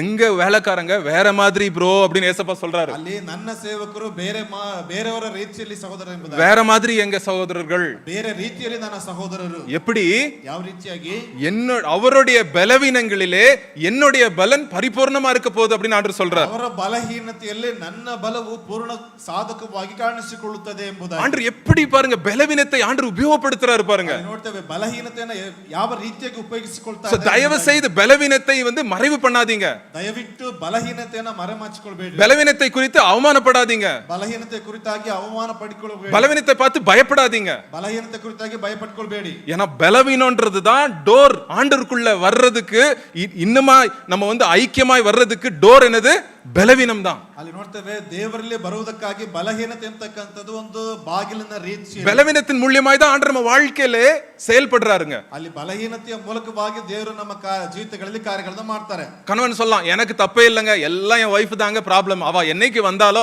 அப்பதாங்க என் லைஃப்ல ப்ராப்ளமே ஸ்டார்ட் ஆச்சு அப்படின்னு சொல்லலாம். ஹஸ்பண்ட் சொல்லலாம். அவர் ಅಲ್ಲಿ ಗಂಡಂದ್ರೆ ಹೇಳಬಹುದು, ಯಾವಾಗ ಅವಳು ನನ್ನ ಜೀವಿತಕ್ಕೆ ಬಂದು ಆಗಿಂದನೇ ಸಮಸ್ಯೆಗಳು ಪ್ರಾರಂಭವಾಯಿತು ಎಂಬುದಾಗಿ. அவர் 1 வருஷம் சொல்லலாம், 2 வருஷம் சொல்லலாம், 3 வருஷம் சொல்லலாம். அது சத்தியமே இல்லைங்க. அது ಅವರು 1 ವರ್ಷ 2 ವರ್ಷ 3 ವರ್ಷ ಹೇಳ್ಬೋದು, அது சத்தியವಾಗಿ அது அல்ல. வைஃபும் அப்படி சொல்லலாம், என் கணவன் என்னைக்கு நான் மேரேஜ் பண்ணேன் அன்னையில இருந்தா என் வாழ்க்கையில ப்ராப்ளம் மேல ப்ராப்ளம் அப்படின்னு அவங்க சொல்லிக்கலாம். அவங்கள திருப்திப்படுத்துறதுக்கு சொல்றாங்க, அவ்வளவுதான். அவங்க ಮಡದಿಯವರು ಹೇಳಬಹುದು, ಯಾವಾಗ ನನ್ನ ಗಂಡಂದ್ರಿಂದ ನಾನು ಮದುವೆ ಮಾಡಿಕೊಂಡು ಆಗಿದ್ದರೆ ನನ್ನ ಜೀವಿತದಲ್ಲಿ ಸಮಸ್ಯೆಗಳು ಎಂಬುದಾಗಿ ಅವರು ಹೇಳಿಕೊಳ್ಳಬಹುದು. அந்த ப்ராப்ளம் முடிவே இருக்காதுங்க. ಆ ಒಂದು ಸಮಸ್ಯೆಗಳಿಗೆ ಅಂತ್ಯವೇ ಇರುವುದಿಲ್ಲ. அந்த குடும்பத்துல சமாதானம் இருக்காதுங்க. ಆ ಕುಟುಂಬಗಳಲ್ಲಿ ಸಮಾಧಾನವೇ ಇರುವುದಿಲ್ಲ. ஏன்னா கை காட்டுற குடும்பம் அது, விரல் காட்டுற குடும்பம் அது. ಯಾಕೆಂತಂದ್ರೆ ಅದು ಕೈ ತೋರಿಸುವಂತದ್ದು, ಬೆರಳು ತೋರಿಸುವಂತ ಒಂದು ಕುಟುಂಬ. கணவன் அங்க விரல் காட்டுறாரு, மனைவி இங்க விரல் காட்டுறாங்க. ಅಲ್ಲಿ ಗಂಡ ಅವರಿಗೆ ಬೆರಳನ್ನ ತೋರಿಸ್ತಾರೆ, ಅವರು ಇವರಿಗೆ ಬೆರಳನ್ನ ತೋರಿಸ್ತಾರೆ. விஜய் டிவில ஒரு ப்ரோகிராம் இருக்குங்க. ಆ ವಿಜಯ ಟಿವಿಯಲ್ಲಿ ಒಂದು ಕಾರ್ಯಕ್ರಮ. அந்த ப்ரோகிராம் பேர் நீயா நானா. ಆ ಒಂದು ಕಾರ್ಯಕ್ರಮದ ಹೆಸರು ನೀನಾ ನಾನು ಎಂಬುದು. புருஷங்கள்லாம் இந்த சைடு உட்கார்ந்திருப்பாங்க, பொண்டாட்டிங்கள்லாம் இந்த சைடு உட்கார்ந்திருப்பாங்க. ಅಲ್ಲಿ ಗಂಡಂದಿರಲ್ಲ ಈ ಒಂದು ಭಾಗದಲ್ಲಿ, ಹೆಂಡತಿಯರಲ್ಲ ಇನ್ನೊಂದು ಭಾಗ. அவங்க எல்லாம் சேர்ந்து இங்க விரல் காட்டுவாங்க, இவங்க எல்லாம் சேர்ந்து இவங்க விரல் காட்டுவாங்க. ಒಂದು ಭಾಗದಿರ್ತಕ್ಕಂಥವ್ರು ಈ ಕಡೆ ತೋರಿಸ್ತಾರೆ, ಇನ್ನೊಂದು ಭಾಗದಿರ್ತಕ್ಕಂಥವ್ರು ಈ ಕಡೆ ಕೈಗಳನ್ನು ತೋರಿಸ್ತಾರೆ. கிறிஸ்தவ சகோதர சகோதரிகளே, உங்க வீட்டுல நீயா நானா பாருங்க, பட் ஆனா நீயா நாகனா விளையாடாதீங்க. ಅಲ್ಲಿ ನೋಡ್ತೇವೆ, ಕ್ರಿಸ್ತರಿರ್ತಕ್ಕಂಥ ನಮ್ಮ ಜೀವಿತಗಳಲ್ಲಿ ಅದನ್ನು ನೋಡ್ರಿ, ಆದ್ರೆ குடும்பங்களிலே நானா நீ ಅಂತಕ್ಕಂಥ ಕಾರ್ಯಗಳನ್ನು ಮಾಡಬೇಕು. என்ன குடும்பத்துல நான் நீ அப்படின்ற வந்துருச்சோ அந்த குடும்பத்துக்கு சமாதானம் இல்லங்க. நான் சொல்றேன், குடும்பದಲ್ಲಿ ನಾನು ನೀನು ಎಂಬುದಾಗಿ ಬರಲ್ಪಡ್ತದೋ ಆ ಒಂದು ಕುಟುಂಬದ ಸಮಾಧಾನವೇ ಇರುವುದಿಲ್ಲ. பைபிள் வசனம் சொல்லுது, ஒரு வீடு வந்து அதன் மேலே வந்து என்னது பிரிந்திருக்கிற வீடு வந்து நிலை நிற்காது அப்படின்னு சொல்லி இருக்குது. ಅಲ್ಲಿ ನೋಡ್ತೇವೆ, ಬೇರ್ಪಟ್ಟಿರ್ತಕ್ಕಂಥ ಕುಟುಂಬ ಅದು ನೆಲೆಗೊಳ್ಳುವುದಿಲ್ಲ ಎಂಬುದಾಗಿ ದೇವರ ವಾಕ್ಯದಲ್ಲಿ ನೋಡ್ತೇವೆ. ஆண்டவருடைய பிள்ளைங்க என்ன பண்றாங்க, ದೇವರ ಮಕ್ಕಳು ಏನ್ ಮಾಡ್ತಾರೆ, இயேசு கிறிஸ்து என்ன சொல்றாரு, ಯೇಸು ಕ್ರಿಸ್ತನು ಏನ್ ಹೇಳ್ತಾ ಇದ್ದಾರೆ, நீங்க 2 சரீரம் அல்ல, நீங்க 2 பேர் அல்ல, 1 அப்படின்னு ஆண்டவர் சொல்றாரு. ದೇವರು ಹೇಳ್ತಾ ಇರ್ತಕ್ಕಂಥದ್ದು, ನೀವು 2 ಶರೀರವಲ್ಲ, ನೀವು ಒಂದೇ ಶರೀರವಾಗಿದ್ದೀರಿ. சரி, ஒரு கணக்கு கேள்வி கேட்க போறேன். 1 + 1 எவ்வளோ? 1 + 1 ಎಷ್ಟು? இன்னும் கல்யாணம் ஆகல இந்த பிள்ளைங்களுக்குலாம், அதான் 2 சொல்றாங்க. கல்யாணம் ஆனவங்க என்ன சொல்றீங்க, 1 + 1 எவ்வளோங்க? 1. வெரி குட், கரெக்டான ஆன்சர். ಆಗಿರ್ತಕ್ಕಂಥವರು ಒಂದನ್ನ ಕೂಡಿಸಿದ್ರೆ ಒಂದೆಷ್ಟಾಗುತ್ತದೆ? ಒಂದೇ. இதான் கிறிஸ்தவ குடும்பம். ಇದೇ ಕ್ರಿಸ್ತಿಯ ಒಂದು ಕುಟುಂಬ. ஆண்டவர் பத்தி தெரியாத குடும்பம் 1 + 1 2. ಆ ದೇವರನ್ನ ಅರಿದಿರ್ತಕ್ಕಂಥ ಕುಟುಂಬ ಒಂದಕ್ಕೆ ಒಂದೊಂದು ಸೇರಿಸಿದ್ರೆ ಎರಡು ಎಂಬುದಾಗಿ ஆண்டவர் வந்து ஒண்ணா வைத்திருக்காரு. நம்ம குடும்பம் நானா நீயா இல்ல, நம்ம ஃபேமிலி, நம்ம குடும்பம், நம்ம பிள்ளைகள், நம்ம ஃபியூச்சர், நமக்கு ஆவிக்குரிய வாழ்க்கை அப்படின்னு என்ன பண்றாங்க? நம்மன்னு சொல்றாங்க அவங்க. ಅಲ್ಲಿ ನೋಡ್ತೇವೆ ಅವರು ನಾನಾ ನೀನು ಎಂಬುದಾಗಿ ಹೇಳುವುದಿಲ್ಲ, ನಮ್ಮ ಕುಟುಂಬ, ನಮ್ಮ ಭವಿಷ್ಯ, ನಮ್ಮ ಮಕ್ಕಳು ಎಂಬುದಾಗಿ ಅದನ್ನ ಅರಿಕೆ ಮಾಡಿಕೊಳ್ಳುವಂತ. ஆனா அதுக்கு முன்னாடி நம்மளுக்கு பலவீனம் இருக்கு. ಅದಕ್ಕೆ ಮುಂಚಿತವಾಗಿ ಬಲಹೀನತೆ ನಮ್ಮಲ್ಲಿದೆ. கணவனுடைய பலவீனத்துக்கு வந்து சகாயம் பண்றது வைஃபோட பலவீனத்துக்கு சகாயம் பண்றது கணவர். அதை மறந்துடுறாங்க. ಅಲ್ಲಿ ನೋಡ್ತೇವೆ ಗಂಡನ ಬಲಹೀನತೆಯಲ್ಲಿ ಸಹಾಯ ಮಾಡುವಂತದ್ದು ಹೆಂಡತಿ, ಹೆಂಡತಿಯ ಬಲಹೀನತೆಯಲ್ಲಿ ಸಹಾಯ ಮಾಡುವಂತದ್ದು ಗಂಡ. ಅದನ್ನ ಅವರು ಮರೆತು ಹೋಗ್ತಾ ಇದ್ದಾರೆ. குறை சொல்றது கரெக்டா பண்ணிடுவாங்க. ಅಲ್ಲಿ ಕೊರತೆಗಳನ್ನು ಹೇಳುವಂತದ್ದನ್ನ ಅವರು ಖಂಡಿತವಾಗಿ ಕರೆಕ್ಟ್ ಆಗಿ ಹೇಳ್ತಾರೆ. பலவீனம் இருக்குன்னு யாரும் சொல்லவே மாட்டாங்க. ಬಲಹೀನತೆ ಇದೆ ಎಂಬುದಾಗಿ ಯಾರು ಕೂಡ ಹೇಳುವುದಿಲ್ಲ. ஒரு டைம் அந்த ஒரு ஃபேமிலி ப்ராப்ளம் ஆச்சு. ಒಂದು ಸಾರಿ ಒಂದು ಕುಟುಂಬ ಸಮಸ್ಯೆ ಆಯ್ತು. ஹஸ்பண்ட் வந்து பழச பேசிட்டே இருக்கிற, வைஃபை பத்தி சொல்லிட்டே இருக்கிறாரு, கட கட கட சொல்றாரு. ಅಲ್ಲಿ ಗಂಡ ಬಂದ್ಬಿಟ್ಟು ಹೆಂಡತಿಯ ಕುರಿತಾಗಿ ಹಳೆಯ ವಿಚಾರಗಳ ಕುರಿತಾಗಿ ಮಾತನಾಡ್ತಾನೆ ಇದ್ದಾರೆ. வைஃப் கணவன் பத்தி சொல்லிட்டே இருக்காங்க லிஸ்ட். ಅಲ್ಲಿ ಹೆಂಡತಿ ಬಂದ್ಬಿಟ್ಟು ಗಂಡನ ಕುರಿತಾಗಿ ಒಂದು ಪಟ್ಟಿಯನ್ನ எனக்கு ரொம்ப டென்ஷன் ஆயிருச்சு. ನನಗೆ ತುಂಬಾ ಒಂದು ಟೆನ್ಷನ್ ಆಯ್ತು. என்ன நீங்க நான் நியாயாதிபதியா உங்களுக்கு ஜட்ஜ் கிட்ட வந்தீங்களா அப்படின்னு கேட்டேன் நான். ನಾನು ನ್ಯಾಯಾಧಿಪತಿನ ಅಥವಾ ಒಂದು ನ್ಯಾಯಾಧೀಶನ ನನ್ನ ಬಳಿಗೆ ಬರಲು ஜட்ஜ் அட்ரஸ் இன்னொரு இடத்துல இருக்கு, வேணா தரேன் அப்படின்னு சொன்னேன். ಒಂದು ನ್ಯಾಯಾಧೀಶರ ಒಂದು ಅಡ್ರೆಸ್ ಇದೆ, ಬೇಕಿದ್ರೆ ಕೊಡ್ತೀನಿ. பிரதர் நான் பாஸ்டர் பிரதர், நான் வந்து ஜட்ஜ் பண்றது எனக்கு ஆண்டவர் வந்து என்ன வந்து நியாயம் தீர்க்கிற வேலைக்கு என்ன கூப்பிடல பிரதர் அப்படின்னு சொன்னேன். ನಾನು ಸೇವಕರು ನನ್ನನ್ನು ನ್ಯಾಯಾಧೀಶನ ರೀತಿಯಲ್ಲಿ ನ್ಯಾಯ ತೀರ್ಪಿಸುವುದಕ್ಕಾಗಿ ದೇವರು ಕರೆಯಲ್ಪಡಲಿಲ್ಲ ಎಂಬುದಾಗಿ ಹೇಳಿದೆ. சமாதானம் பண்ணுகிறதுக்காக நம்மள கூப்பிட்டிருக்கிறார் ஆண்டவர் அப்படின்னு சொன்னேன். ಪಡಿಸುವುದಕ್ಕಾಗಿ ದೇವರು ನಮ್ಮನ್ನು ಕರೆಯಲ್ಪಟ್ಟಿದ್ದಾರೆ ಎಂಬುದಾಗಿ ತಿಳಿಸಿದೆ. நீங்க ரெண்டு பேரும் கை காட்டிட்டே விரல் காட்டிட்டே இருந்தீங்கன்னா சமாதானம் வராது பிரதர் சிஸ்டர் அப்படின்னு சொன்னேன். ಇಬ್ಬರು ಒಬ್ಬರಿಗೊಬ್ಬರು ಕೈಗಳನ್ನು ತೋರಿಸ್ತಾ ಇದ್ರೆ ನಿಮ್ಮಲ್ಲಿ ಸಮಾಧಾನವೇ ಬರುವುದಿಲ್ಲ ಎಂಬುದಾಗಿ ಅವರಲ್ಲಿ ಹೇಳಿದೆ. ஏன்னா ரெண்டு பேரும் அவர்களுடைய பலவீனத்தை காட்டாமல் அவருடைய பலத்தை தான் காட்டுறாங்க. நான் ரைட்டு, என் வைஃப் ராங். ಅವರು ತಮ್ಮ ಒಂದು ಬಲಹೀನತೆ ತೋರಿಸಿಕೊಳ್ಳದೆ ನಾನು ಸರಿ ಅವರು ತಪ್ಪು, ಅವರು ಸರಿ ನಾನು ತಪ್ಪು ಎಂಬತಕ್ಕಂತ ರೀತಿಯಲ್ಲಿ. ஏன்னா நம்ம சரீரத்தில் இருக்கிற வரைக்கும், நம்ம சாகுற வரைக்கும் நம்மளுக்கு மாம்சம் அப்படின்னு ஒண்ணு இருக்கு, நம்மளுடைய மாம்ச கிரியைகள்னு ஒண்ணு இருக்குங்க. ಅಲ್ಲಿ ನೋಡ್ತೇವೆ ನಾವು ಸಾಯುವವರೆಗೂ ನಮ್ಮಲ್ಲಿ ಶಾರೀರಿಕವಾದಂತ ಒಂದು ವ್ಯವಸ್ಥೆ ಎಂಬುದಾಗಿ அது வந்து எப்பவும் இருக்கும். எனக்கும் இருக்கு, புது விசுவாசி ஒருத்தர் இருக்கலாம், எனக்கும் இருக்கு, அதே அளவுக்கு தான் புது விசுவாசிக்கும் இருக்கலாங்க. ಅದು ನನಗೂ ಇದೆ, ಹೊಸ ವಿಶ್ವಾಸಿಗಳಿಗೂ ಅದೇ ರೀತಿಯಾಗಿ ಅದು ಕಾಣಿಸಿಕೊಳ್ತದೆ. 3 வாரத்துக்கு முன்னாடி ஃபேமிலி ரெட்ரீட் இருந்துச்சு பிரேயர் கார்டன்ல. 3 ವಾರದ ಹಿಂದೆ ಫ್ಯಾಮಿಲಿ ರಿಟ್ರೀಟ್ ಇತ್ತು ಪ್ರೇಯರ್ ಗಾರ್ಡನ್. நான் வந்து ஹஸ்பண்ட் வைஃப்க்குள்ள வர்ற குழப்பங்களை குறித்து நான் பேசினேன். ಅಲ್ಲಿ ಗಂಡ ಹೆಂಡತಿಯರ ನಡುವೆ ಬರ್ತಕ್ಕಂತ ಕಲಹ ಅಥವಾ ಸಮಸ್ಯೆಗಳ ಕುರಿತಾಗಿ ಮಾತನಾಡಿದೆ. அடுத்த நாள் என்ன வந்துச்சு? ಅದಾದ ನಂತರದಲ್ಲಿ ಏನ್ ಬಂತು? என் வைஃபுக்கும் எனக்கும் ஒரு சின்ன ஒரு மிஸ் அண்டர்ஸ்டாண்டிங் வந்துச்சு. ನನಗೂ ನನ್ನ ಮಡದಿಯವರಿಗೂ ಸ್ವಲ್ಪ ಚಿಕ್ಕ ಒಂದು நான் பயப்பட மாட்டேங்க, என் பலவீனத்தை பத்தி சொல்றதுக்கு பயப்பட மாட்டேன். ஸ்டேஜ்ல இருந்து சொல்றேன், இன்னும் கொஞ்சம் பெரிய ஸ்பீக்கர் வச்சா அங்கேயும் சொல்லுவேன். ನಾನು ಭಯಪಡುವುದಿಲ್ಲ, ನಾನು ಒಂದು ಬಲಹೀನತೆಯ ಕುರಿತಾಗಿ ಹೇಳುವುದಕ್ಕೆ ಇನ್ನೊಂದು ಸ್ಪೀಕರ್ ಇಟ್ಟರು ಕೂಡ ಅದರ ಕುರಿತಾಗಿ ಹೇಳ್ತೇನೆ. இருக்கிற சத்தியத்தை சொல்லணும். ಇರುವಂತ ಸತ್ಯದ ಕುರಿತಾಗಿ ಹೇಳಬೇಕು. நான் ஒரு குருஜி அல்ல, ನಾನೊಬ್ಬ ಗುರುಜಿ ಅಲ್ಲ, இயேசு கிறிஸ்துவை ஃபாலோ பண்ற ஜி தான் நான். ನಾನು ಯೇಸು ಕ್ರಿಸ್ತನನ್ನ ಹಿಂಬಾಲಿಸುವಂತವನು. சரியா? சோ என்னாச்சு, ஒரு சின்ன ஒரு கருத்து வேறுபாடு வந்துச்சு. ಒಂದು ಚಿಕ್ಕದಾಗಿರ್ತಕ್ಕಂಥ ಒಂದು ಸಮಸ್ಯೆ ಬಂತು. நான் வந்துட்டு எனக்கு எங்க வைஃபுக்கு வந்து கொஞ்சம் மனசு கஷ்டமாகிற மாதிரி ஒரு வார்த்தையை நான் பேசிட்டேன். ನಮ್ಮ ಮಡದಿಯವರಿಗೆ ಒಂದು ರೀತಿಯಾಗಿ ಕಷ್ಟವನ್ನು ಉಂಟು ಮಾಡುವಂತ ರೀತಿಯಲ್ಲಿ ಒಂದು ಮಾತು. சரி, எங்க வைஃப் தெரிஞ்சுக்கிட்டாங்க, ஒரு ரொம்ப வேண்டாம், இந்த இடத்துல இருந்தா நம்மளுக்கு இதாகும் அப்படின்னு போயிட்டாங்க. ಅವ್ರಿಗೆ ಗೊತ್ತಾಯ್ತು ಇಲ್ಲಿ ಇರತಕ್ಕಂಥದ್ದು ಬೇಡ ಎಂಬುದಾಗಿ ಅಲ್ಲಿಂದ ಹೊರಟು ಹೋದ್ರು. அப்புறம் போறேன் நானு, ಅದಾದ ನಂತರದಲ್ಲಿ ಹೋಗ್ತೀನಿ, அங்க ரூம்குள்ள போறேன். ಆ ರೂಮಿನೊಳಗೆ ಹೋಗ್ತಿದ್ದೀನಿ. ஆவியானவர் சொல்றாரு, ಪರಿಶುದ್ಧಾತ್ಮನು ತಿಳಿಸ್ತಾ ಇದ್ದಾರೆ, ரைட் இல்லப்பா இது அப்படின்றார். ಸರಿ ಅಲ್ಲಪ್ಪ ಇದು ಎಂಬುದಾಗಿ. ஏன் இப்படி பேசுன அப்படின்றார். ಯಾಕೆ ಈ ರೀತಿಯಾಗಿ ಮಾತನಾಡಿದೆ? உடனே ஆண்டுட்டு போய் ஜெபம் பண்றேன். ತಕ್ಷಣವಾಗಿ ದೇವರ ಬಳಿಗೆ ಹೋಗಿ ಪ್ರಾರ್ಥಿಸಿ, ஆண்டவரே என் பலவீனத்தை நீங்க, என் பலவீனத்தின் மூலமா என் குறைகளை நீங்க காட்டுறீங்க, அதுக்காக நன்றி செலுத்துறேன். ಬಲಹೀನತೆಯ ಮೂಲಕವಾಗಿ ನನ್ನ ಕೊರತೆಗಳನ್ನು ತೋರಿಸ್ತಾ ಇದ್ರೆ ಅದಕ್ಕಾಗಿ ಸ್ತೋತ್ರ. ஆண்டவர் நம்ம பலவீனங்களை டோர் மாதிரி யூஸ் பண்ணுவார். ஆண்டவர் ದೇವರು ನಮ್ಮ ಬಲಹೀನತೆಗಳನ್ನ ಒಂದು ಬಾಗಿಲಿನ ರೀತಿಯಲ್ಲಿ ಉಪಯೋಗಿಸ್ತಾರೆ. நான் பலவீனன்ற டோரை நான் மூடிட்டேனா ஆண்டவர் உள்ள விட முடியாது, ஆண்டவர் உள்ள வர முடியாது. ಆ ಬಲಹೀನತೆ ಅಂತಕ್ಕಂಥ ಡೋರ್ ಅನ್ನು ಮುಚ್ಚಿ ಹಾಕಿದ್ರೆ ದೇವರು ಒಳಗಡೆ ಬರೋದಕ್ಕಾಗುವುದಿಲ್ಲ. அந்த டோரை திறக்கும் போது, ஆண்டவரே நான் பலவீனன் அப்படின்னு அந்த டோரை திறக்கும் போது என்ன வருது உள்ள? என்ன வருது? ஆண்டவருடைய வல்லமை வருது, ஆண்டவருடைய பவர் வருது. ಅಲ್ಲಿ ನೋಡ್ತೇವೆ, ನಾನು ದೇವರೇ ಬಲಹೀನನು ಎಂಬುದಾಗಿ ಒಂದು ಬಾಗಿಲನ್ನು ತೆರೆಯುವಾಗ ದೇವರ ಮಹಿಮೆ, ದೇವರ ಒಂದು ಶಕ್ತಿ ನಮ್ಮಲ್ಲಿ ಬರುವಂತದ್ದಾಗಿರ್ತದೆ. ஒரு வல்லமை வருது நம்ம வாழ்க்கையில. ದೇವರ ಒಂದು ಮಹಿಮೆ ಬರ್ತದೆ ನಮ್ಮಲ್ಲಿ. இல்ல நான் பலசாலி அப்படின்ட்டா அந்த சக்தி மிஸ் பண்ணிடுறோம் நம்ம. ಇಲ್ಲ ನಾನು ಬಲಶಾಲಿ ಎಂಬುದಾಗಿ ಹೇಳುವಾಗ ಒಂದು ಶಕ್ತಿಯನ್ನ ನಾವು ಬಿಟ್ಕೊಳ್ತೀವಿ. எனக்கு எல்லாம் தெரியும் அப்படின்னு சொல்லிட்டேனா ஆண்டவருடைய பவர் போய் நம்மளுக்கு கிடைக்க மாட்டேங்குதுங்க. ನನಗೆ ಎಲ್ಲವೂ ಗೊತ್ತಿದೆ ಎಂಬುದಾಗಿ ಹೇಳುವಾಗ ದೇವರ ಒಂದು ಮಹಿಮೆ ನಮ್ಮಲ್ಲಿ ಸಿಗುವುದಿಲ್ಲ. உங்க குடும்ப வாழ்க்கை, உங்க வேலை, உங்க எஜுகேஷன் எல்லாத்தையும் 2 பலத்துல பண்ணலாம். ரெண்டு பலத்துல ஒரு பலத்துல தான் பண்ண முடியும். 2 விதமான பலம் இருக்கு. ನಿಮ್ಮ ಕುಟುಂಬ ಅಥವಾ ನಿಮ್ಮ ಕೆಲಸ ಅಥವಾ ನಿಮ್ಮ ಒಂದು ವಿದ್ಯಾಭ್ಯಾಸಗಳಲ್ಲಿ 2 ವಿಧವಾಗಿರತಕ್ಕಂಥ ಬಲಗಳಲ್ಲಿ ಒಂದು ಬಲದಲ್ಲಿ ಮಾಡಬಹುದು, ಅದು 2 ವಿಧವಾದಂತ ಬಲಗಳಲ್ಲಿ. 2 கொரிந்தியர் 4வது அதிகாரம் 7வது வசனம் படிப்போம். 2 ಕೊರಿಂಥ 4ನೇ ಅಧ್ಯಾಯ 7ನೇ ವಚನವನ್ನು ಓದಿಕೊಳ್ಳೋಣ. இந்த மகத்துவமுள்ள வல்லமை எங்களால் உண்டாயிராமல் தேவனால் உண்டாயிருக்கிறதென்று விளங்கும்படி இந்த பொக்கிஷத்தை மட்பாண்டங்களிலே பெற்றிருக்கிறோம். பாருங்க, ஒரு வல்லமை இருக்குதான், அது ரெண்டு எங்களால் இராமல், it's not from me but from யார்கிட்ட இருந்து? ஃப்ரம் காட், தேவனாலே உண்டாயிருக்கிறது. ಅಲ್ಲಿ ನೋಡ್ತೇವೆ ಬಲಾಧಿಕ್ಯವು ನಮ್ಮಿಂದ ದೇವರಿಂದಲೇ ಹೊರತು ನಮ್ಮೊಳಗಿಂದ ಅದು ಬಂದದಲ್ಲ ಎಂಬುದಾಗಿ. சோ ரெண்டு விதமா குடும்பத்தை நடத்தலாம் நம்ம. ಎರಡು ವಿಧವಾಗಿ ಕುಟುಂಬವನ್ನು ನಡೆಸಿಕೊಳ್ಳಬಹುದು. ஏன் பலம், ஏன் பணம், என்னுடைய திறமை, என்னுடைய ஞானம், அதுல வந்து என் குடும்பத்தை நான் நடத்தலாம். ನನ್ನ ಒಂದು ಬಲ, ನನ್ನ ಒಂದು ಹಣ, ನನ್ನ ಒಂದು ಸಾಮರ್ಥ್ಯ, ಅದರ ಮೂಲಕವಾಗಿ ಕುಟುಂಬವನ್ನು ನಡೆಸಿಕೊಂಡು ಹೋಗಬಹುದು. இன்னொரு விதமான கிறிஸ்தவ விதமான குடும்பத்தை நடத்தலாம். எப்படி? ಕ್ರೈಸ್ತಿಯ ರೀತಿಯಲ್ಲಿ ಕುಟುಂಬವನ್ನು ನಡೆಸಿಕೊಂಡು, ஆண்டவரே நான் பலவீனனா இருக்கிறேன், ஆண்டவரே நீங்க வாங்க, எனக்குள்ள வாங்க, ஆண்டவரே பலவீனமான பாண்டனமா இருக்கேன், எனக்குள்ள வாங்க அப்படின்னு கதவை திறக்கிறேன். ದೇವರೇ ನಾನು ಬಲಹೀನ ಉಳ್ಳವನಾಗಿದ್ದೇನೆ, ನನ್ನೊಳಗೆ ಬನ್ನಿ. ஆண்டவரே என் வைஃப்ட்ட எனக்கு எப்படி பேசணும்னு தெரியாது, ஆண்டவரே ನನ್ನ ಮಡಿದ ಹತ್ರ ಯಾವ ರೀತಿಯಾಗಿ ಮಾತಾಡಬಹುದು ಎಂಬುದು, ஆண்டவரே என் ஹஸ்பண்ட் நான் எப்படி கிருபையின் வார்த்தையோட பேசணும் எனக்கு தெரியாது, ஆண்டவரே ನನ್ನ ಗಂಡನ ಬಳಿಯಲ್ಲಿ ಯಾವ ರೀತಿಯಾಗಿ ಕೃಪೆಯ ಮಾತುಗಳಿಂದ ಮಾತನಾಡೋದು, நான் பலவீனனா இருக்கிறேன், ஆண்டவரே ಬಲಹೀನನಾಗಿದ್ದೇನೆ, எனக்கு கோபம் வருது, ஆண்டவரே ನನಗೆ ಕೋಪ ಬರ್ತಾ ಇದೆ, எனக்கு எரிச்சல் வருது, ஆண்டவரே ನನಗೆ ಒಂದು ರೀತಿಯಾಗಿ ಎರಿಚಲ್ ಬರ್ತಾ ಇದೆ, ஆண்டவரே நான் எரிச்சல் படுறது மூலியமா என்கிட்ட நீங்க பேசுறீங்க, ஆண்டவரே ನನಗೆ ಹೊಟ್ಟೆ ಕಿಚ್ಚುವ ಮೂಲಕವಾಗಿ ಒಂದು ಕಾರ್ಯಗಳನ್ನು ಮಾತನಾಡ್ರಿ ಎಂಬುದಾಗಿ அப்ப ஆண்டவர் பேசுறாரு. ದೇವರು ನಮ್ಮಲ್ಲಿ ಮಾತನಾಡ್ತಾರೆ. நம்மளுக்குள்ள இருக்கிற அந்த ஆவியை எடுத்து புது ஆவினாலே நம்மள நிரப்புறார் ஆண்டவர். ದೇವರು ನಮ್ಮಲ್ಲಿರ್ತಕ್ಕಂಥ ಆವಿಯನ್ನು ತೆಗೆದು ಹಾಕಿ ನಮ್ಮಲ್ಲಿ ಹೊಸ ಆತ್ಮನನ್ನು ತುಂಬಿಸಿಕೊಡ್ತಾರೆ. அந்த ஜன்ம சுபாவத்தின் ஆவி வந்து ஆளுகை செய்ய பாக்குது என்னையும் என் குடும்பத்தையும், நான் விடாம ஆண்டவர் பரிசுத்தாவினாலே நம்மள நிரப்புறாருங்க. ಅಲ್ಲಿ ನೋಡ್ತೇವೆ ಜನ್ಮ ಸ್ವಭಾವದ ಒಂದು ಸ್ವಭಾವಗಳು ನಮ್ಮನ್ನು ಆಳ್ವಿಕೆ ಮಾಡೋದಕ್ಕೆ ನೋಡ್ತದೆ, ಆದ್ರೆ ದೇವರ ಒಂದು ಆತ್ಮ ಮೂಲಕವಾಗಿ ಒಂದು ಕಾರ್ಯಗಳನ್ನು ನಡೆಸ್ತಾ ಇದ್ದಾರೆ. அப்ப நான் அன்னைக்கு நம்ம ஆண்டர்ட்ட ஜோம் பண்ணிட்டு நான் வெளியே வரேன் ரூம்ல இருந்து. ಆ ಒಂದು ದಿವಸದಲ್ಲಿ ದೇವರಲ್ಲಿ ಪ್ರಾರ್ಥನೆ ಮಾಡಿ ರೂಮ್ ಇಂದ ಆಚೆ ಬರ್ತಾರೆ. ஆம்பளை ஆட்களுக்கு பிடிக்காத கஷ்டமான 2 வார்த்தையை நான் டைப் பண்றேன் என் போன்ல.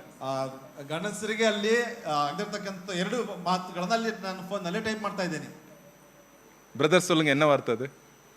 ಸಹೋದರ ಹೇಳಿ ಏನದು? என் வைஃப்க்கு அனுப்புறேங்க அந்த மெசேஜ. ನನ್ನ ಮಡದಿಗೆ ಅದನ್ನ ಕಳಿಸ್ತಾ ಇದ್ದೇನೆ ಒಂದು ಮೆಸೇಜ್ ಅನ್ನು. ஐ ஆம் சாரி.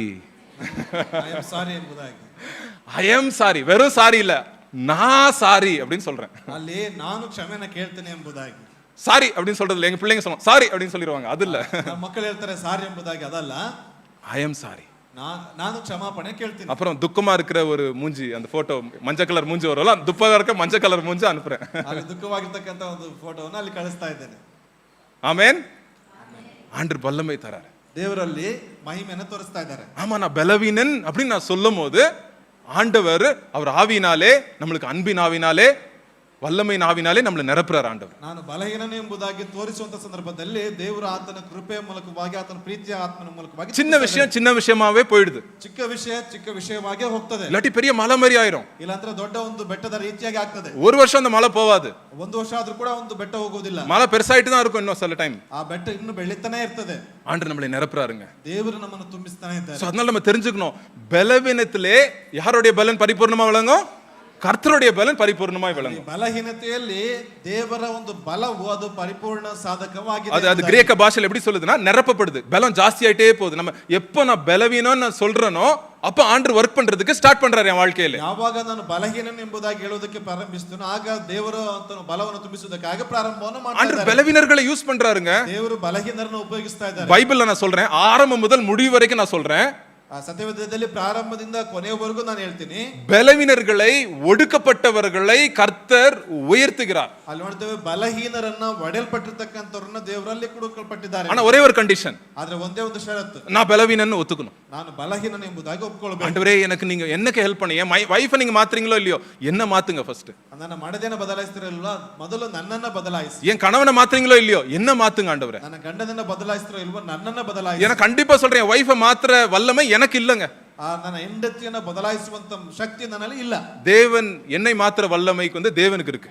ನನ್ನನ್ನು ಬದಲಾಯಿಸುವಂತ ಒಂದು ಮಹಿಮೆ ದೇವರಲ್ಲಿ ಇದೆ. சோ நம்ம பேச்சுகளிலே, செயல்களிலே, யோசனைகளிலே கூட நம்ம யோசனைகளே ஆண்டவர் மாத்துவாருங்க. ನಮ್ಮ ಒಂದು ಕಾರ್ಯಗಳಲ್ಲಿ, ಯೋಚನೆಗಳ ಮೂಲಕವಾಗಿ ದೇವರು ನಮ್ಮನ್ನು ಬದಲಾಯಿಸುವಂತರಾಗಿ. ஏன்னா நம்ம என்னைக்கு பலவீனம், ஆண்டவரே நீங்க எனக்கு வேணும் அப்படின்னு நான் எப்ப சொல்றனோ, உங்களுடைய பலன் எனக்கு வேணும்னு சொல்றனோ, ஆண்டவர் அளவில்லாமல் அவர் பலத்தை நமக்கு கொடுக்கிறாரு. ಯಾವಾಗ ದೇವರೇ ನನ್ನ ಬಲಹೀನನನ್ನು ನಿಮ್ಮ ಬಲವು ಬೇಕೆಂಬುದಾಗಿ ಕೇಳ್ತಿವಾಗ ಅದು ಅಳತೆಗೆ ಮೀರಿದಷ್ಟು ಬಲವನ್ನು ಕೊಡುವಂತ. பட் ஆனா உலகக்காரங்களுக்கு இது புரியாதுங்க. இது ಲೌಕಿಕವಾಗಿರ್ತಕ್ಕಂಥವರಿಗೆ ಅರ್ಥವಾಗುವುದಿಲ್ಲ. உலகத்துல எப்படி என்ன பெருசு, ಲೌಕಿಕವಾದಂತವರಿಗೆ ಒಂದು ದೊಡ್ಡದು, என்ன எவ்வளவு பணம் இருக்குப்பா, ಎಷ್ಟು ಹಣವಿದೆ, சொந்த வீடு இருக்காப்பா, ಸ್ವಂತ ಮನೆ ಇದೆ, எவ்வளவு சைட் வாங்கியிருக்கப்பா, ಎಷ್ಟು ಸೈಟ್ ಅನ್ನು ತೆಗೆದುಕೊಂಡಿದ್ದಿ, எவ்வளவு சம்பாதிச்சு வச்சிருக்கப்பா, ಎಷ್ಟು ಸಂಪಾದನೆ ಮಾಡಿದ್ದಿ, அதை வச்சுதான் கணக்கு போடுவாங்க. ಅದರ ಮೂಲಕವಾಗಿ ಲೆಕ್ಕಾಚಾರ ಮಾಡ್ತಾರೆ. அதை வச்சுதான் நீங்க பலசாலியா பலவீனனா சொல்லுவாங்க. ಅದರ ಮೂಲಕವಾಗಿ ನೀನು ಬಲಶಾಲಿಯೇ ಬಲಹೀನನ ಎಂಬುದಾಗಿ. அவன் வாழ்க்கையில 1000 பலவீனம் இருக்கும், இருதயத்துல நிறைய பலவீனம் இருக்கும் அவன் வாழ்க்கையில. ಆತನ ಹೃದಯದಲ್ಲಿ 1000ದಷ್ಟು ಬಲಹೀನತೆಗಳು ಆತನ ಹೃದಯದಲ್ಲಿ ಇರ್ತದೆ. ஆனா அவர் கார் இருந்துட்டு அவர் பெரியவர், அவர் சக்சஸ். அவர் ಆದ್ರೆ ಕಾರ್ ಇದ್ರೆ ಅವರು ದೊಡ್ಡ ವ್ಯಕ್ತಿ, ಯಶಸ್ಸನ್ನು. இயேசு கிறிஸ்து நம்ம முகங்களையும் நம்ம பொருள்களையும் பார்க்கிற தெய்வம் அல்ல, நம்ம இருதயங்களை பார்க்கிற தெய்வம். ಯೇಸು ಕ್ರಿಸ್ತನು ನಮ್ಮ ಮುಖವನ್ನ, ನಮ್ಮ ವಸ್ತುಗಳನ್ನು ನೋಡುವಂತವನಲ್ಲ, ನಮ್ಮ ಹೃದಯವನ್ನ ನೋಡುವಂತವನಾಗಿದ್ದಾನೆ. பார்க்கிற தெய்வம் மாத்திரமல்ல, இருதயத்தை பார்த்துட்டு இருக்க மாட்டாரு. அவர் வந்து மகளே மகனே உன் இருதயத்துக்குள்ள வந்து நான் உன்னை மாத்த போறேன் அப்படின்னு ஆர்டர் சொல்ற தேவன். ಕೇವಲ ಹೃದಯಗಳನ್ನ ನೋಡುವಂತದ್ದು ಮಾತ್ರ ಅಲ್ಲ, ನನ್ನ ಹೃದಯದ ಒಳಗೆ ಬಂದು ಮಗನ ಮಗಳೇ ನಾನು ನಿನ್ನನ್ನು ಬದಲಾಯಿಸ್ತೇನೆ ಎಂಬುದಾಗಿ. மகதலேனா மரியாள் அப்படின்ற ஒரு ஸ்திரீ இருந்தாங்க. ಮಗ್ದಲದ ಮರಳು ಎಂಬುದಾಗಿ ಒಬ್ಬ ಸ್ತ್ರೀ ಇದ್ದಾಳೆ. ஒரு பிசாசுல 2 பிசாசுல 7 பிசாசுனாலே பிடிக்கப்பட்ட ஸ்திரீ. 1-2 ದೆವ್ವಗಳಿಂದ ಅಲ್ಲ, 7 ದೆವ್ವಗಳ ಹಿಡಿತದಿಂದ ಇದ್ದಂತ ಒಬ್ಬ ಸ್ತ್ರೀ. ஒரு நாள் இயேசு கிறிஸ்து அவரை தொட்டார். ಒಂದು ದಿವಸ ಯೇಸು ಕ್ರಿಸ್ತನು ಆಕೆಯನ್ನು ಮುಟ್ಟಿದ್ದಾರೆ. அவர் என்னைக்கு தொட்டாரோ வாழ்க்கை மாறிடுச்சுங்க. ಯಾವಾಗ ಮುಟ್ಟಲ್ಪಟ್ಟಿದ್ದಾರೋ ಆವತ್ತಿನಿಂದ ಆಕೆ, ஐயோ எனக்கு விடுதலை கொடுத்த ஏசப்பா, எனக்கு புது வாழ்வு கொடுத்த ஏசப்பா, நான் பின்னாடியே போனேன்னு 3 வருஷம் ஏசப்பா கூடயே ஊழியம் செய்றாங்க. ನನ್ನನ್ನ ಬಿಡಿಸಂತ ಯೇಸಪ್ಪನ ಹಿಂದೆ ಹೋಗಲ್ಪಡಬೇಕು ಎಂಬುದಾಗಿ 3 ವರ್ಷಗಳ ತನಕ ಆತನ ಹಿಂದೆ. ஏசப்பா எங்க போறாங்களோ அங்க இருக்காங்க. ಯೇಸು ಕ್ರಿಸ್ತ ಎಲ್ಲಿ ಹೋಗ್ತಿದ್ರು ಅಲ್ಲೆಲ್ಲ ಇದ್ದಾರೆ. ஏசப்பா கல்ற சிலுவை கிட்ட வந்துட்டு யாரும் இல்ல, சீசர்கள்லாம் ஓடிட்டாங்க. ஆனா மகதலேனா மரியாள் இருக்கறா. ಅಲ್ಲಿ ನೋಡ್ತೇವೆ ಯೇಸು ಕ್ರಿಸ್ತನ ಶಿಲುಬೆಗೆ ಹಾಕಿದಂತ ಸಂದರ್ಭದಲ್ಲಿ ಶಿಷ್ಯರೆಲ್ಲ ಓಡಿ ಹೋಗಿದ್ದಾರೆ, ಆದ್ರೂ ಕೂಡ ಅಲ್ಲಿ ಹಾಗೆ ಕಾಣಿಸಿಕೊಳ್ತಾ இது இயேசு கிறிஸ்துவோட தாய் மரியாள் அல்ல, மகதலேனா மரியாள் வேற அவங்க. ಇದು ಯೇಸು ಕ್ರಿಸ್ತನ ತಾಯಿ ಮರಿಯಳಲ್ಲ, ಮಗ್ದಲದ ಮರಿಯಳು ಎಂಬುದಾಗಿ. சோ ஒரு நாள் என்னாச்சு, இயேசு கிறிஸ்து வந்து அடக்கம் பண்ணிடுறாங்க. சீசர்கள்லாம் பயந்துட்டு ரூம்ல கதவை பூட்டிட்டு உட்கார்ந்துட்டு இருக்காங்க. ಅಲ್ಲಿ ಯೇಸು ಕ್ರಿಸ್ತನನ್ನ ಅಲ್ಲಿ ಸಮಾಧಿಯಲ್ಲಿ ಇಕ್ಕಲ್ಪಟ್ಟಿದ್ದಾರೆ. ಅವರು ಶಿಷ್ಯರೆಲ್ಲ ಭಯದಿಂದ ಕೂತ್ಕೊಳ್ಳಲ್ಪಟ್ಟಿದ್ದಾರೆ. ஓடி போறாங்க, காலையிலே ஓடி போய் இன்னும் 2 சிஸ்டர்ஸ் கூட காலையிலே ஓடி போய் இயேசு கிறிஸ்துக்கு வந்து அவர் பாடியை பரி பண்ணியிருக்காங்க, அவர் வந்து சமாதி பண்ணியிருக்காங்க, அவருக்கு போய் இந்த சுகந்த நறுமணம்லாம் வைக்கணும் அப்படின்னு ஓடி போறாங்க காலையில. ಅವರ ಜೊತೆಯಲ್ಲಿ ಇಬ್ಬರು ಸಹೋದರರ ಜೊತೆಯಲ್ಲಿ ಮುಂಜಾನೆ ಯೇಸು ಕ್ರಿಸ್ತನ ಶರೀರಕ್ಕೆ ಒಂದು ಸುಗಂಧ ದ್ರವ್ಯಗಳನ್ನು ಹಾಕಲ್ಪಡಬೇಕೆಂಬುದಾಗಿ ಓಡಿ ಹೋಗ್ತಾ ಇದ್ದಾರೆ. அங்க போறாங்க, அங்க போனா கல்ற திறந்து இருக்குது. ಅಲ್ಲಿ ಹೋಗುವಂತ ಸಂದರ್ಭದಲ್ಲಿ ಆ ಒಂದು ಸಮಾಧಿ ತೆರೆಯಲ್ಪಟ್ಟಿದೆ. அங்க அழுறாங்க, அப்படியே அழுறாங்க அவங்க. ಅವರು ಅಳ್ತಾ ಇದ್ದಾರೆ ಅಲ್ಲಿ. ஐயோ எங்க ஆண்டவரை எங்க எடுத்தீங்க, எங்க எடுத்துட்டு போனீங்க, எங்க ஆண்டவரை சொல்லுங்கன்னு கேக்குறாங்க. ನನ್ನ ಗುರುವನ್ನ ಎಲ್ಲಿ ತೆಗೆದುಕೊಂಡು ಹೋಗಲ್ಪಟ್ಟಿದ್ದೀರಿ ಹೇಳ್ರಿ ಎಂಬುದಾಗಿ ಕೇಳ್ತಾ ಇದ್ದಾರೆ. அப்ப அங்க ஒருத்தர் வந்து இயேசு கிறிஸ்து வந்து அவர்கிட்ட வராங்க பாருங்க. ಅಲ್ಲಿ ಯೇಸು ಕ್ರಿಸ್ತನ ಅವರ ಬಳಿಗೆ ಬರ್ತಾ ಇದ್ದಾರೆ. அப்ப வந்துட்டு அவங்களுக்கு கண்ணெல்லாம் தண்ணியா இருக்கிறதுனால அவங்களுக்கு தெரியல அது இயேசு கிறிஸ்துன்னு. ಅಲ್ಲಿ ಕಣ್ಣೀರಿಂದ ತುಂಬಿದ ಕಾರಣದಿಂದಾಗಿ ಯೇಸು ಕ್ರಿಸ್ತನ ಎಂಬುದಾಗಿ ಅವ್ರಿಗೆ ಗೊತ್ತಾಗ್ತಾ ಇಲ್ಲ. அப்ப உடனே வந்துட்டு அவங்க கேக்குறாங்க, ஐயா எங்க ஏசப்பாவோட பாடி எடுத்துட்டு போயிட்டீங்களா, சொல்லுங்க ஐயா அப்படின்றாங்க. ಅವರು ಕೇಳ್ತಾ ಇದ್ದಾರೆ, ನನ್ನ ಸ್ವಾಮಿಯ ದೇಹವನ್ನ ಎಲ್ಲಿ ತೆಗೆದುಕೊಂಡು ಹೋಗಿದ್ದೀರಿ ಹೇಳ್ರಿ ಎಂಬುದಾಗಿ ಕೇಳ್ತಾ ಇದ್ದಾರೆ. அவளுக்கு தெரியல அது இயேசு கிறிஸ்துன்னு. ಅವರಿಗೆ ಗೊತ್ತಿಲ್ಲ ಅದು ಯೇಸು ಕ್ರಿಸ್ತನೇ ಎಂಬುದಾಗಿ. அப்புறம் ஆண்டவர் என்ன சொல்றாரு, ಆಗ ಯೇಸು ಕ್ರಿಸ್ತನು ಹೇಳ್ತಾ ಇದ್ದಾರೆ, என்ன சொல்றாரு, ಏನ್ ಹೇಳ್ತಾ ಇದ್ದಾರೆ, மரியாளே அப்படின்றாரு. அவ்வளவுதான், ಮರಿಯಳೇ ಎಂಬುದಾಗಿ ಹೇಳ್ತಾ ಇದ್ದಾರೆ. பெயர் சொல்லி அழைக்கிறார். ಹೆಸರು ಹೇಳಿ ಕರೀತಾ ಇದ್ದಾರೆ. வெறும் பேர் தான், ಕೇವಲ ಹೆಸರು ಮಾತ್ರ. உடனே தெரிஞ்சிச்சு அவளுக்கு அந்த சவுண்ட். ತಕ್ಷಣವಾಗಿ இது என்ன இயேசு என்ன கூப்பிடுற பேர்ப்பா இது. ಯೇಸು ನನ್ನನ್ನು ಕರೆಯುವಂತ ಶಬ್ದ. உடனே அப்படியே சந்தோஷமாயிடுறா அந்த இடத்துல. ತಕ್ಷಣದಲ್ಲಿ ಸಂತೋಷ ஓடி போய் முத பிரசங்கி யார், இயேசு கிறிஸ்துவோட உயிர்த்தெழுதலை சொன்ன முத பிரசங்கி யார், மகதலேனா மரியாள். ಅಲ್ಲಿ ಯೇಸು ಕ್ರಿಸ್ತನ ಒಂದು ಪುನರುತ್ಥಾನದನ್ನ ತಿಳಿಸಲ್ಪಟ್ಟಿರ್ತಕ್ಕಂಥ ಮೊದಲ ಪ್ರಸಂಗಿ ಮಗ್ದಲದ ಮರಿಯಳು ಎಂಬುದಾಗಿ. கொஞ்சம் வருஷத்துக்கு முன்னாடி ரீவைண்ட் பண்ணுங்க, ஃபிளாஷ்பேக் என்ன வரைச்சு வாழ்க்கை, பிசாசு பிடிச்ச மரியாள்.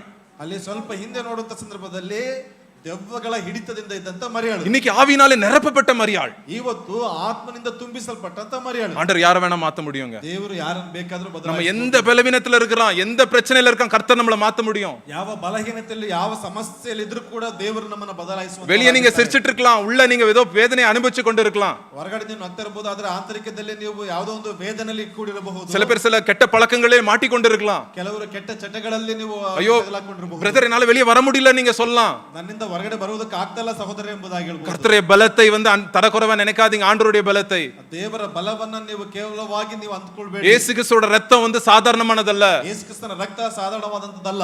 ஆண்டவர் வந்து நம்மள தொட்டா நம்ம மாறிடுவோங்க. ದೇವರು ನಮ್ಮನ್ನು ಮುಟ್ಟಿದ್ರೆ ನಾವು ಬದಲಾಗ್ತೇವೆ. ஆனா கதவை திறக்கணுங்க. ಆದ್ರೆ ಬಾಗಿಲನ್ನು ತೆರಿಬೇಕು. ஆமா ஆண்டவரே, பலவீனமான பாண்டம்னா ಹೌದು, ನಾನು ಬಲಹೀನವಾದ என்ன தொடுங்கப்பா, என்ன ನನ್ನನ್ನು ಮುಟ್ರಿ. என் பேச்சுல சுத்தம் வேணும், ನನ್ನ ಮಾತಿನಲ್ಲಿ ಶುದ್ಧತೆ என் ಬೇಕು. எண்ணத்துல சுத்தம் வேணும், ನನ್ನ ಆಲೋಚನೆ ಶುದ್ಧತೆ ಬೇಕು. கண்கள் காட்சியில சுத்தம் வேணும். ನನ್ನ ಕಣ್ಣಿನ ದೃಷ್ಟಿಯಲ್ಲಿ ಶುದ್ಧತೆ என்னால ಬೇಕು. முடியாது, ನನ್ನಿಂದ ಆಗೋದಿಲ್ಲ. நான் கார் கூட வாங்கிடுவேன், பெரிய வேலை வாங்கி நிறைய சம்பாதிச்சிருவேன், பட் ஆனா கண்ணுல வந்து எனக்கு கண்ணுல சுத்தம் கிடைக்காது.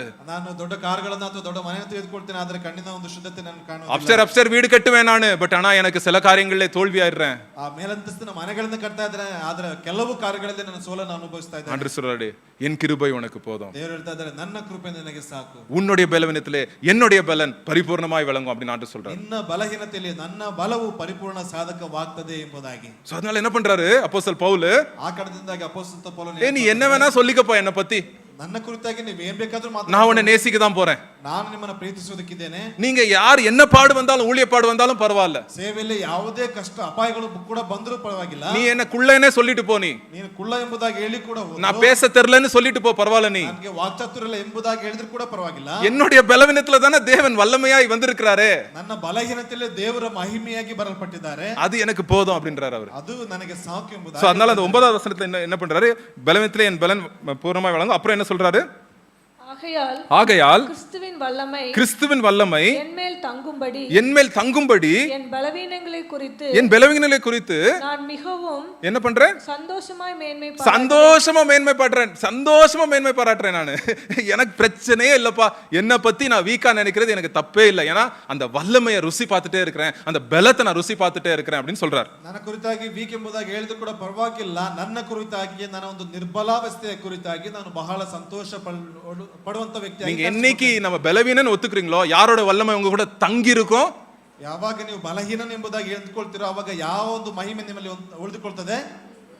தங்கி இருக்குன்னா என்னதுங்க, அங்கேயே டென்ட் போட்டு ஆண்டவர் வந்து அங்கேயே கூடாரம் போட்டு இருப்பாருங்க. ಅಲ್ಲಿ ಉಳಿದುಕೊಳ್ಳಿರುತ್ತದೆ ಎಂಬುದಾಗಿ ಹೇಳುವಾಗ ದೇವರು ಅಲ್ಲೇ ಗುಡಾರಗಳನ್ನು ಹಾಕಿ ಅಲ್ಲೇ ಉಳಿದುಕೊಂಡಿರ್ತಾರೆ. உங்க இருதயத்திலே அந்த வல்லமை தங்கி இருக்குங்க. ನಿಮ್ಮ ಹೃದಯದಲ್ಲಿ ಆ ಒಂದು ಮಹಿಮೆ அது வந்து போயிட்டு வேலைக்கு போயிட்டு ஆபீஸ் போயிட்டு வர்ற மாதிரி கனவுல தங்கி இருக்கும். ஆண்டவருடைய வல்லமை நம்ம வாழ்க்கையிலே தங்கி இருக்குங்க. ಅಲ್ಲಿ ನೋಡ್ತೇವೆ ಕೆಲಸಕ್ಕೆ ಹೋಗಿ ಬರುವಂತ ರೀತಿಯಲ್ಲಿ ಅಲ್ಲ, ಅದು ದೇವರ ಮಹಿಮೆ ಅಂತಕ್ಕಂಥದ್ದು ಅದಲ್ಲಿ ಉಳಿದುಕೊಂಡಿರುವಂತದ್ದೇ ಆಗಿರ್ತದೆ. நான் மேன்மை பாராட்டுறேன், சந்தோஷமாய் மேன்மை பாராட்டுறேன் என்னுடைய பலவீனத்திலே. நான் பெருமை பாராட்ட வேண்டாம், எனக்கு இது இருக்கு அது இருக்கு, நான் இவ்வளவு பண்ணிட்டேன், இது சாதிச்சிட்டேன் அது சாதிச்சிட்டேன், வேண்டவே வேண்டாம். என் பலவீனத்திலே மேன்மை பாராட்டும் போது கர்த்தர் வல்லமை எனக்குள்ளே தங்கி இருக்குது, இயேசு கிறிஸ்துவோட வல்லமை எனக்குள்ளே தங்கி இருக்குது. ನೋಡ್ತೇವೆ ನನ್ನಲ್ಲಿರ್ತಕ್ಕಂಥ ನಿರ್ಬಲಾವಸ್ಥೆ ಕುರಿತಾಗಿ ನಾನು ಬಹಳ ಸಂತೋಷ ಉಳ್ಳವನಾಗಿ ಹೆಚ್ಚಳ ಪಡುವಾಗ ಆ ಒಂದು ಕಾರ್ಯಗಳು ನನ್ನಲ್ಲಿ ನಡೆಯುವಂತದ್ದಾಗಿರ್ತದೆ ಎಂಬುದಾಗಿ. இன்னைக்கு எத்தனை பேர் நம்ம அப்படி ஜெபிக்கிறோம்? ಇವತ್ತಿನ ದಿವಸದಲ್ಲಿ ಎಷ್ಟು ಜನ ಆ ರೀತಿಯಾಗಿ ಪ್ರಾರ್ಥಿಸ್ತೇವೆ, ஆண்டவரே எனக்கு இந்த விஷயத்துல நான் பலவீனரா இருக்கேன், வீக்கா இருக்கிறேன், ದೇವರೇ ಈ ಒಂದು ವಿಷಯದಲ್ಲಿ ನಾನು ಬಲಹೀನನಾಗಿದ್ದೇನೆ. அந்த இடத்துல ஆண்டவர் வல்லமையாய் வந்து கிரியை செய்வார் உங்க வாழ்க்கையில.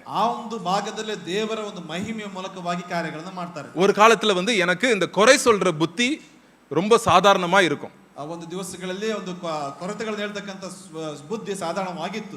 அதுல வேற நான் ஒரு படிப்பு வேற கணக்கு படிப்பு படிச்சிட்டேன்னா, கணக்கு படிச்சா எல்லாரையும் வந்து போலீஸ்கார மாதிரியே பார்க்க தோணும், எல்லா கணக்கும் தப்பு மாதிரியே பார்க்க தோணும். ಅದೇ ರೀತಿಯಾಗಿ ನಾನು ಲೆಕ್ಕಾಚಾರಗಳಲ್ಲಿ ಓದಿರ್ತಕ್ಕಂಥ ಕಾರಣದಿಂದಾಗಿ ಪೊಲೀಸರ ರೀತಿಯಲ್ಲಿ ನೋಡುವಂತ ರೀತಿಯಲ್ಲಿ ಎಲ್ಲಾ ಲೆಕ್ಕಾಚಾರಗಳನ್ನ ಒಂದು ಪೊಲೀಸರ ರೀತಿಯಲ್ಲಿ யாரை பார்த்தாலும் குறை கண்ணோட பாக்குறது, ಯಾರನ್ನ ನೋಡಿದ್ರು ಕೂಡ ಒಂದು ಕೊರತೆಯ ರೀತಿಯಲ್ಲಿ ನೋಡುವಂತದ್ದು, கிரிட்டிக்கல் ஸ்பிரிட் அப்படின்னு இங்கிலீஷ்ல சொல்லுவாங்க. ಅಲ್ಲಿ ನೋಡ್ತೇವೆ ಒಂದು ಕಟ್ಟುನಿಟ್ಟಾಗಿ ತಿಳಿಸುವಂತ ಒಂದು ಕಾರ್ಯಗಳು ಎಂಬುದಾಗಿ. அது அந்த நெகட்டிவ் ஸ்பிரிட் அப்படியே வந்துட்டே இருக்குது, ಜಾಸ್ತಿ ஆயிட்டே இருக்குது. ಆ ಒಂದು ನಕಾರಾತ್ಮಕವಾಗಿರ್ತಕ್ಕಂಥ ಒಂದು ಕಾರ್ಯಗಳು ಅದರಲ್ಲಿ ಜಾಸ್ತಿ ಆಗ್ತಾನೆ ಬರ್ತಾ இல்ல இப்படி இருக்க கூடாது ஜோம் பண்றேன், சர்ச்சில் பைபிள் படிக்கிறேன், வசனம் படிக்கிறேன், ஆனாலும் எனக்கு அது வந்துருது, அது சுபாவம் அப்படியே வந்துருது. ಈ ರೀತಿಯಾಗಿ ಇರಬಾರ್ದು ಎಂಬುದಾಗಿ ಪ್ರಾರ್ಥನೆ ಮಾಡ್ತಾ ಇದ್ದೇನೆ, ಸಭೆಯಲ್ಲಿ ಸತ್ಯವೇದಗಳನ್ನು ಓದ್ತಾ ಇದ್ದೇನೆ, ಆದ್ರೂ ಕೂಡ ಅದು ಜನ್ಮ ಸ್ವಭಾವದ ಕಾರ್ಯಗಳು ಬರ್ತಾ ಇದೆ. ஆனா இந்த வசனத்தை பார்த்தேன், ಆದ್ರೆ ಈ ವಚನವನ್ನು ಗಮನಿಸಿದೆ. நீ பலவீனன்னு ஏசப்பட்ட போய் சொல்லிருக்கியா?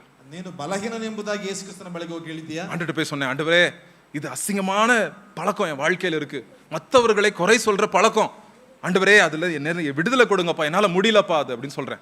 ಈ ಒಂದು ಅಸಹ್ಯವಾಗಿರ್ತಕ್ಕಂಥ ಕಾರ್ಯ ನನ್ನಲ್ಲಿದೆ, ಇದರ ಕುರಿತಾಗಿ ಅರಕೊರತೆಗಳನ್ನು ಹೇಳುವಂತದ್ದು, ಇದರಿಂದ ಬಿಡುಗಡೆನೇ ಇಲ್ಲ ಎಂಬುದಾಗಿ ಅವರ ಕುರಿತಾಗಿ. இதனால மனசுல சமாதானமே இல்லப்பா, ಇದರಿಂದಾಗಿ ಮನಸ್ಸಿನಲ್ಲಿ ಸಮಾಧಾನವೇ ಇಲ್ಲ, மற்றவர்களை வந்து நெகட்டிவாவே பார்க்க தோணுதுப்பா, ಇತರರನ್ನ ನಕಾರಾತ್ಮಕವಾಗಿ ತೋರಿಸುವಂತ ರೀತಿಯಲ್ಲೇ ಬಿಂಬಿಸ್ತಾ. ஆண்டவரே என்ன தொடுங்க அப்படின்னு சொல்றேன். ದೇವರೇ ನನ್ನನ್ನು ಮುಟ್ರಿ, ஆண்டவர் என்ன தொட்டாருங்க. ದೇವರು ನನ್ನನ್ನು ಮುಟ್ಟಿದ್ರು. இது ஒரு விஷயம் தான் நான் சொல்றேன். ಈ ಒಂದು ವಿಷಯ ನಾನು ಹೇಳ್ತೀನಿ. இன்னும் இதே மாதிரி நிறைய என் வாழ்க்கையில காரியங்களை வந்து நான் பலவீனமாய் கர்த்தர்ட்ட கண்ணீரோட போகும்போது கர்த்தர் வல்லமை அப்படியே என் வாழ்க்கையில கிரியை செய்ய ஆரம்பிக்குது. ಈ ಒಂದು ವಿಷಯನ ಮಾತ್ರ ಹೇಳ್ತಾ ಇದ್ದೇನೆ. ಇನ್ನು ಅಧಿಕವಾಗಿರ್ತಕ್ಕಂಥ ವಿಷಯಗಳನ್ನ ಕಣ್ಣೀರಿಂದ ದೇವರ ಬಳಿಗೆ ಹೋಗುವಾಗ ದೇವರು ಬಲಹೀನತೆಯಲ್ಲಿ ನಾನು ಅಧಿಕವಾಗಿ ಮುಟ್ಟಲ್ಪಟ್ಟಿದ್ದೆ. எப்படி மாறிச்சு பிரதர்? ಯಾವ ರೀತಿಯಾಗಿ ಬದಲಾಯಿತು? நீங்க எப்படி கண்ட்ரோல் பண்றீங்க, எப்படி இப்படி பண்றீங்க தெரியாது எனக்கு, ஆனா ஆண்டவர் கிரியை செய்தார், அவ்வளவுதான். ಯಾವ ರೀತಿಯಾಗಿ ಹಿಡಿತದಲ್ಲಿ ಇಟ್ಕೊಳ್ತಾ ಇದ್ದೀರಿ ಎಂಬುದಾಗಿ ಗೊತ್ತಿಲ್ಲ, ಆದ್ರೆ ದೇವರ ಆತ್ಮ ಕ್ರಿಯೆ ಮಾಡ್ತಾ ಇದೆ. ಅದೇ ಯೇಸಪ್ಪ சொல்றாரு, ಅದೇ ಯೇಸು ಕ್ರಿಸ್ತನು ಹೇಳ್ತಾರೆ, பரிசுத்தாவினாலே நிரப்பப்பட்டவர்கள் ಪರಿಶುದ್ಧಾತ್ಮನಿಂದ ತುಂಬಿಸಲ್ಪಟ್ಟವರು ஒரு காத்து போல இருப்பாங்களாம், ಒಂದು ಗಾಳಿಯ ರೀತಿಯಲ್ಲಿ ಇರ್ತಾರೆ. அது அந்த மரம் வந்து ஆடதான் செய்யுது, ஆனா அது காத்து எங்க இருந்து வருது யாருக்கும் தெரியாது. ಆ ಒಂದು ಮರ ಅಲ್ಲಾಡ್ತಾ ಇರ್ತದೆ, ಅದು ಎಲ್ಲಿಂದ ಬರ್ತದೆ ಎಂಬುದಾಗಿ ಗೊತ್ತಾಗುವುದಿಲ್ಲ. ஆண்டவர் உங்க வாழ்க்கையில கிரியை செய்வாருங்க. ದೇವರು ನಿಮ್ಮ ಚಿತ್ತದಲ್ಲಿ ಕ್ರಿಯೆ ಮಾಡ್ತಾರೆ. நீங்க ஆண்டவர்ட்ட சொல்லுங்க, ஆண்டவரே நான் பலவீனனா இருக்கிறேன், உம்முடைய பலன் கிறிஸ்துவோட வல்லமை என் வாழ்க்கையில இறங்கணும்ப்பா அப்படி நீங்க சொல்லுங்க. ನಾನು ಬಲಹೀನವುಳ್ಳವನಾಗಿದ್ದೇನೆ, ಕ್ರಿಸ್ತನ ಮಹಿಮೆ ನನ್ನ ಜೀವಿತದಲ್ಲಿ ಅದು ತುಂಬಿಸಲ್ಪಡಲಿ ಎಂಬುದಾಗಿ ಕೇಳ್ರಿ. ஆண்டவர் அதிகமாய் நீங்க வந்துட்டு ஆண்டவர்ட்ட இந்த ஓப்பனா பேச, சத்தியத்தை பேச கத்துக்கொள்ளுங்கள். ದೇವರ ಬಳಿಯಲ್ಲಿ ನೀವು ಮುಕ್ತವಾಗಿ ಮಾತನಾಡುವಂತದನ್ನು ನಿಮ್ಮ ಜೀವಿತದಲ್ಲಿ ಕಲ್ತ್ಕೊಳ್ಳಿ. நிறைய பேர் நம்ம வந்துட்டு சத்தியத்தை பேசுவதில்லை. மத்த சகோதரர்களோட, சகோதரிக்குள்ள, கணவனுக்குள்ள, மனைவிக்குள்ள சத்தியத்தை நம்ம பேசாம இருக்கிறோம். அது பெரிய ஒரு குறையாய் ஆண்டவர் எனக்கு காட்டி கொண்டிருக்கிறார் நிறைய பேர்ட்ட. ಇತರರೊಟ್ಟಿಗೆ ಅಥವಾ ಸಹೋದರರೊಟ್ಟಿಗೆ ಆಗಿರ್ಬೋದು ಅಥವಾ ಗಂಡ ಹೆಂಡತಿಯರೊಟ್ಟಿಗೆ ಮುಕ್ತವಾಗಿ ನಿಜ ಅಂಶಗಳನ್ನು ಮಾತನಾಡುವುದಿಲ್ಲ, ಅದು ದೊಡ್ಡ ಕಾರ್ಯಗಳಾಗಿ ಅದು ಬಿಂಬಿತವಾಗ್ತದೆ. ஒரு டைம்ல எனக்கும் அந்த பொய் இல்ல, பொய் சொல்றது இல்ல, பொய் சொல்ற சுபாவம் இல்ல, ஆனா சில விஷயத்துல சத்தியத்தை சொல்ல மாட்டேன் முழுசா. ನಾನು ಸುಳ್ಳಂತ ಹೇಳುವಂತ ಆ ರೀತಿಯಾಗಿ ಅಲ್ಲ, ಕೆಲವು ವಿಷಯಗಳಲ್ಲಿ ಅದು ಸತ್ಯತೆಯನ್ನು ಹೇಳದಿರ್ತಕ್ಕಂಥ ಒಂದು ಸ್ವಭಾವ. ஆனா அது பொய் தான், ஆண்டவருடைய பார்வையில் அது பொய் தான். ಅದು ದೇವರ ಒಂದು ದೃಷ್ಟಿಯಲ್ಲಿ ಸುಳ್ಳು ಎಂಬುದಾಗಿ. அப்புறம் ஒரு நாள் ஆண்டவர்ட்ட நான் ஜெபம் பண்றேன், ஆண்டவரே நான் வந்துட்டு பொதுவா நான் வந்து உண்மைதான் சொல்றேன், ஆனா சில சூழ்நிலைகளை நான் மாத்தி வந்து வேற மாதிரி சொல்றேன் ஆண்டவரே, என்ன ஆண்டவரே இந்த வீக்னஸ் என் வாழ்க்கையில எப்பந்தான் போகும் அப்படின்னு ஆண்டவர்ட்ட கேட்கிறேன். ದೇವರ ಬಳಿಯಲ್ಲಿ ಕೇಳ್ತಾ ಇದ್ದೆ, ಎಲ್ಲ ಕಾರ್ಯಗಳನ್ನು ತಿಳಿಸ್ತಾ ಇದ್ದೆ, ಆದ್ರೆ ಕೆಲವು ಕಾರ್ಯಗಳನ್ನ ಬದಲಾಯಿಸಿದಂತ ರೀತಿಯಲ್ಲಿ ತಿಳಿಸುವಂತವನಾಗಿರ್ತಾನೆ. ಇದು ಯಾವ ರೀತಿಯಾಗಿ ಎಂಬುದಾಗಿ ಕೇಳ್ಕೊಳ್ಳಿ. சோ ஜெபத்துல நம்ம போகும்போது தான் நம்ம பாவ கிரியைகளுக்கு கீழே இருக்கிற பாவ நோக்கங்கள், பாவ கிரியைகள், பாவ நோக்கங்கள், இந்த ஐஸ்பர்க் மாதிரி இருக்கும்ல, வெளியே தான் ஐஸ் கொஞ்சம் தெரியும், ஆனா கீழே இருக்கும் பாவ நோக்கங்கள் என்ன, பாவ கிரியைகள் அப்படின்னு இருக்கும். ಅಲ್ಲಿ ಪಾಪದ ಕಾರ್ಯಗಳು, ಪಾಪದ ಕ್ರಿಯೆಗಳು ಎಂಬುದಾಗಿ ಅಲ್ಲಿ ನೋಡ್ತೇವೆ. ಪಾಪದ ಕ್ರಿಯೆಗಳು, ಪಾಪದ ಉದ್ದೇಶ, ಪಾಪದ ಉದ್ದೇಶ ಮತ್ತು ಪಾಪದ ಕಾರ್ಯಗಳು ಎಂಬುದಾಗಿ ಆ ರೀತಿಯಾಗಿ. சோ நான் ஆண்டவர்ட்ட கேக்குறேன், ஆண்டவரே நான் வந்துட்டு பொதுவாய் நான் வந்து நல்ல மனுஷனா தான் இருக்கிறேன், ஆனா சில டைம்ல ஆண்டவரே இந்த பொய் சொல்றது வருது என் வாழ்க்கையில.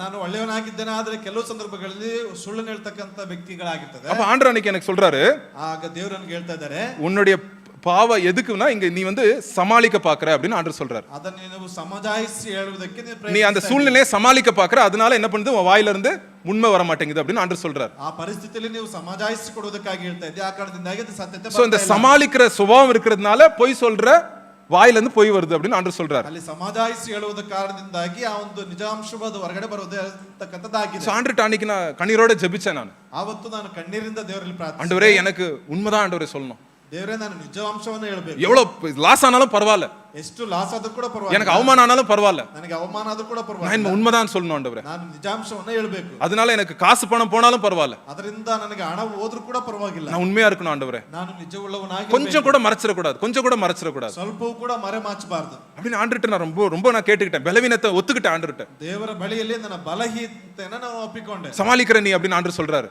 ನೀನು ಸಮಜಾಯಿಸಿ ಕೊಡ್ತಾ ಇದ್ದೀಯ ಎಂಬುದಾಗಿ ஆண்டவரே நான் இனிமே சமாளிக்க கூடாது, ದೇವರ ಇನ್ಮೇಲೆ ನಾನು என் வாழ்க்கையை நீங்க பாத்துக்குவீங்க, ನನ್ನ ಜೀವಿತ ನೀವು ನೋಡ್ತಾ ಇದ್ದೀರಿ, நீங்க நடத்துவீங்க எல்லாம், ನೀವು ನಡೆಸಿಕೊಳ್ತೀರಿ ಎಲ್ಲ, உம் கிருபை எனக்கு போதும், ನಿನ್ನ ಕೃಪೆ ನನಗೆ ಸಾಕು, மனுஷனுடைய தயவு எனக்கு வேண்டாம். ಮನುಷ್ಯನ ಒಂದು ದಯೆ ನನಗೆ ಬೇಡ. ஏன்னா பயத்துல தான் சில டைம் பொய் சொல்ல ஸ்டார்ட் பண்ணிட்டு இருந்தேன். ಬಾಯದಿಂದ ಕೆಲವು ಕಾರ್ಯಗಳನ್ನು ಹೇಳೋದಕ್ಕೆ ಪ್ರಾರಂಭಿಸ್ತಾ ಇದ್ದೆ.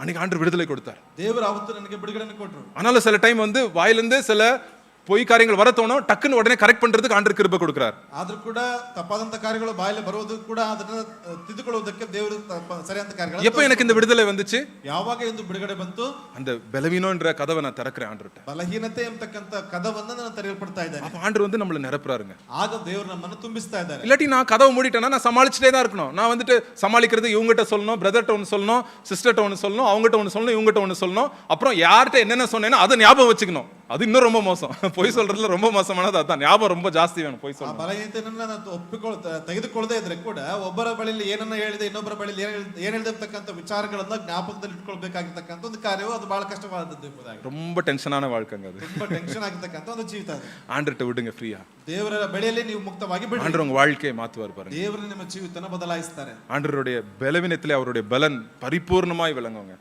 ಬಲಹೀನತೆಯಲ್ಲಿ ಆತನ ಬಲವು ಪರಿಪೂರ್ಣ ಸಾಧಕವಾಗಿ ಕಾಣಿಸಿಕೊಳ್ತದೆ. சோ அதனால 10வது வசனத்துல என்ன சொல்றாரு, 10ನೇ ವಚನದಿಂದ ಹೇಳ್ತಾ ಇದ್ದಾರೆ, இப்படி எல்லாம் இருக்கிறதுனால 10வது வசனத்துல என்ன சொல்றாரு, ಈ ರೀತಿಯಾಗಿರುವಂತ ಕಾರಣದಿಂದಾಗಿ 10ನೇ ವಚನದಲ್ಲಿ ಏನ್ ಹೇಳ್ತಾ ಇದ್ದಾರೆ, அந்தபடி நான் பலவீனமாய் இருக்கும்போதே பலவீனனா இருக்கும்போதே பலமுள்ளவனாய் இருக்கிறேன், பலமுள்ளவனா இருக்கிறேன். ஆமென்.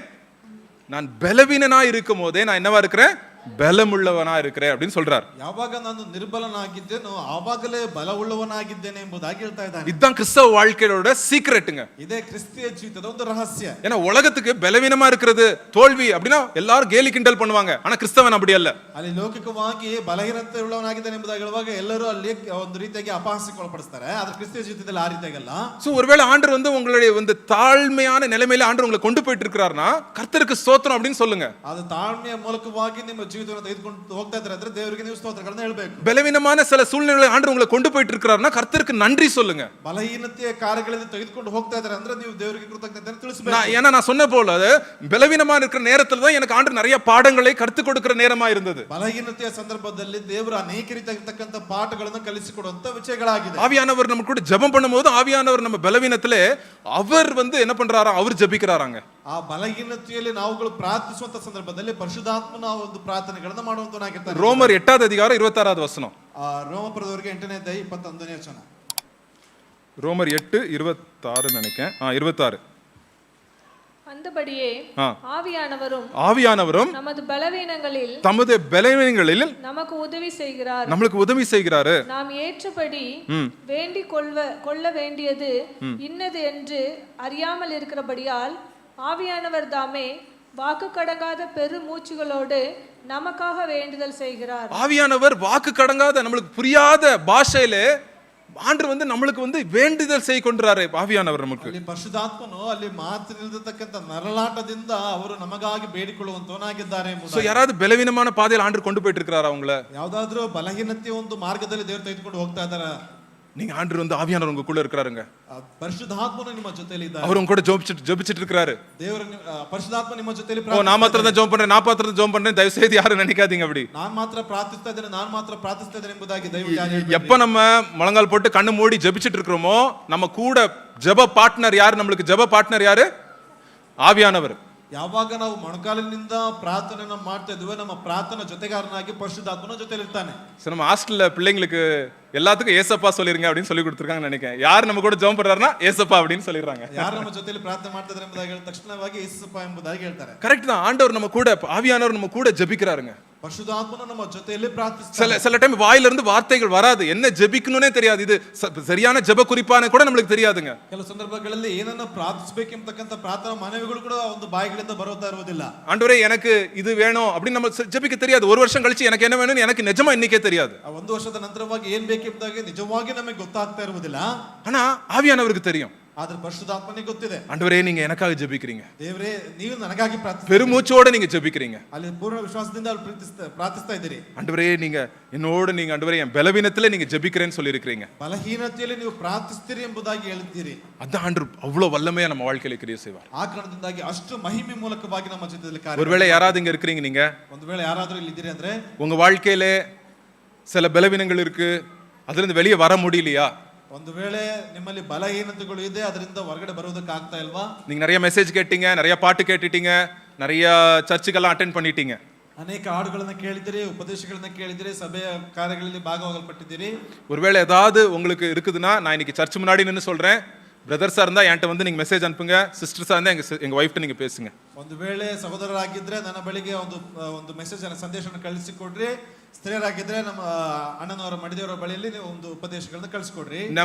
நம்ம சர்ச் உங்க ஆபீஸ் மாதிரி இல்ல. நம்ம சர்ச் ನಮ್ಮ ಸಭೆ ಅಂತಕ್ಕಂಥದ್ದು ನಿಮ್ಮ ಒಂದು ಕಚೇರಿ ರೀತಿಯಲ್ಲಿ ಅಲ್ಲ. பைபிள்ல கிளீனா போட்டிருக்கு, சபையிலே பலவீனர்கள் இருப்பாங்க, அவங்கள நீங்க தாங்குங்க, அவங்கள நீங்க பலப்படுத்துங்க, அவங்களுக்கு நீங்க உற்சாகப்படுத்துங்க அப்படின்னு ஆண்டவருடைய வசனம் சொல்லுதுங்க. அதை தான் நான் சொல்றேன். ಸಭೆಯಲ್ಲಿ ಅನೇಕರು ಬಲಹೀನರುಳ್ಳವರಾಗಿರ್ತಾರೆ, ಅವ್ರನ್ನ ಸಭೆಯಾಗಿ ಒಬ್ಬರನ್ನೊಬ್ಬರು ನೀವು ಪ್ರೋತ್ಸಾಹ ಪಡಿಸ್ರಿ ಎಂಬುದಾಗಿ ದೇವರ ವಾಕ್ಯ ತಿಳಿಸ್ತದೆ. ಆ ಕಾರಣದಿಂದಾಗಿ ಹೇಳ್ತಾ ಇದ್ದೇನೆ. சோ அதனால யாராவது கெட்ட பழக்கங்கள்ல இருந்து வெளியே விட முடியாம யாரா இருக்கீங்கன்னா தயவு செய்து பிரதர்ஸ் என்கிட்ட பேசுங்க.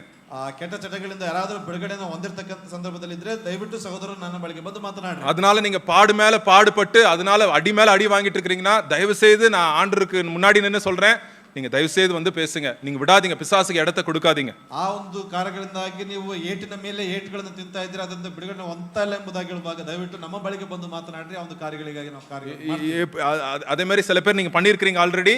கர்த்தருடைய நாமத்துக்கு ஸ்தோத்திரம்.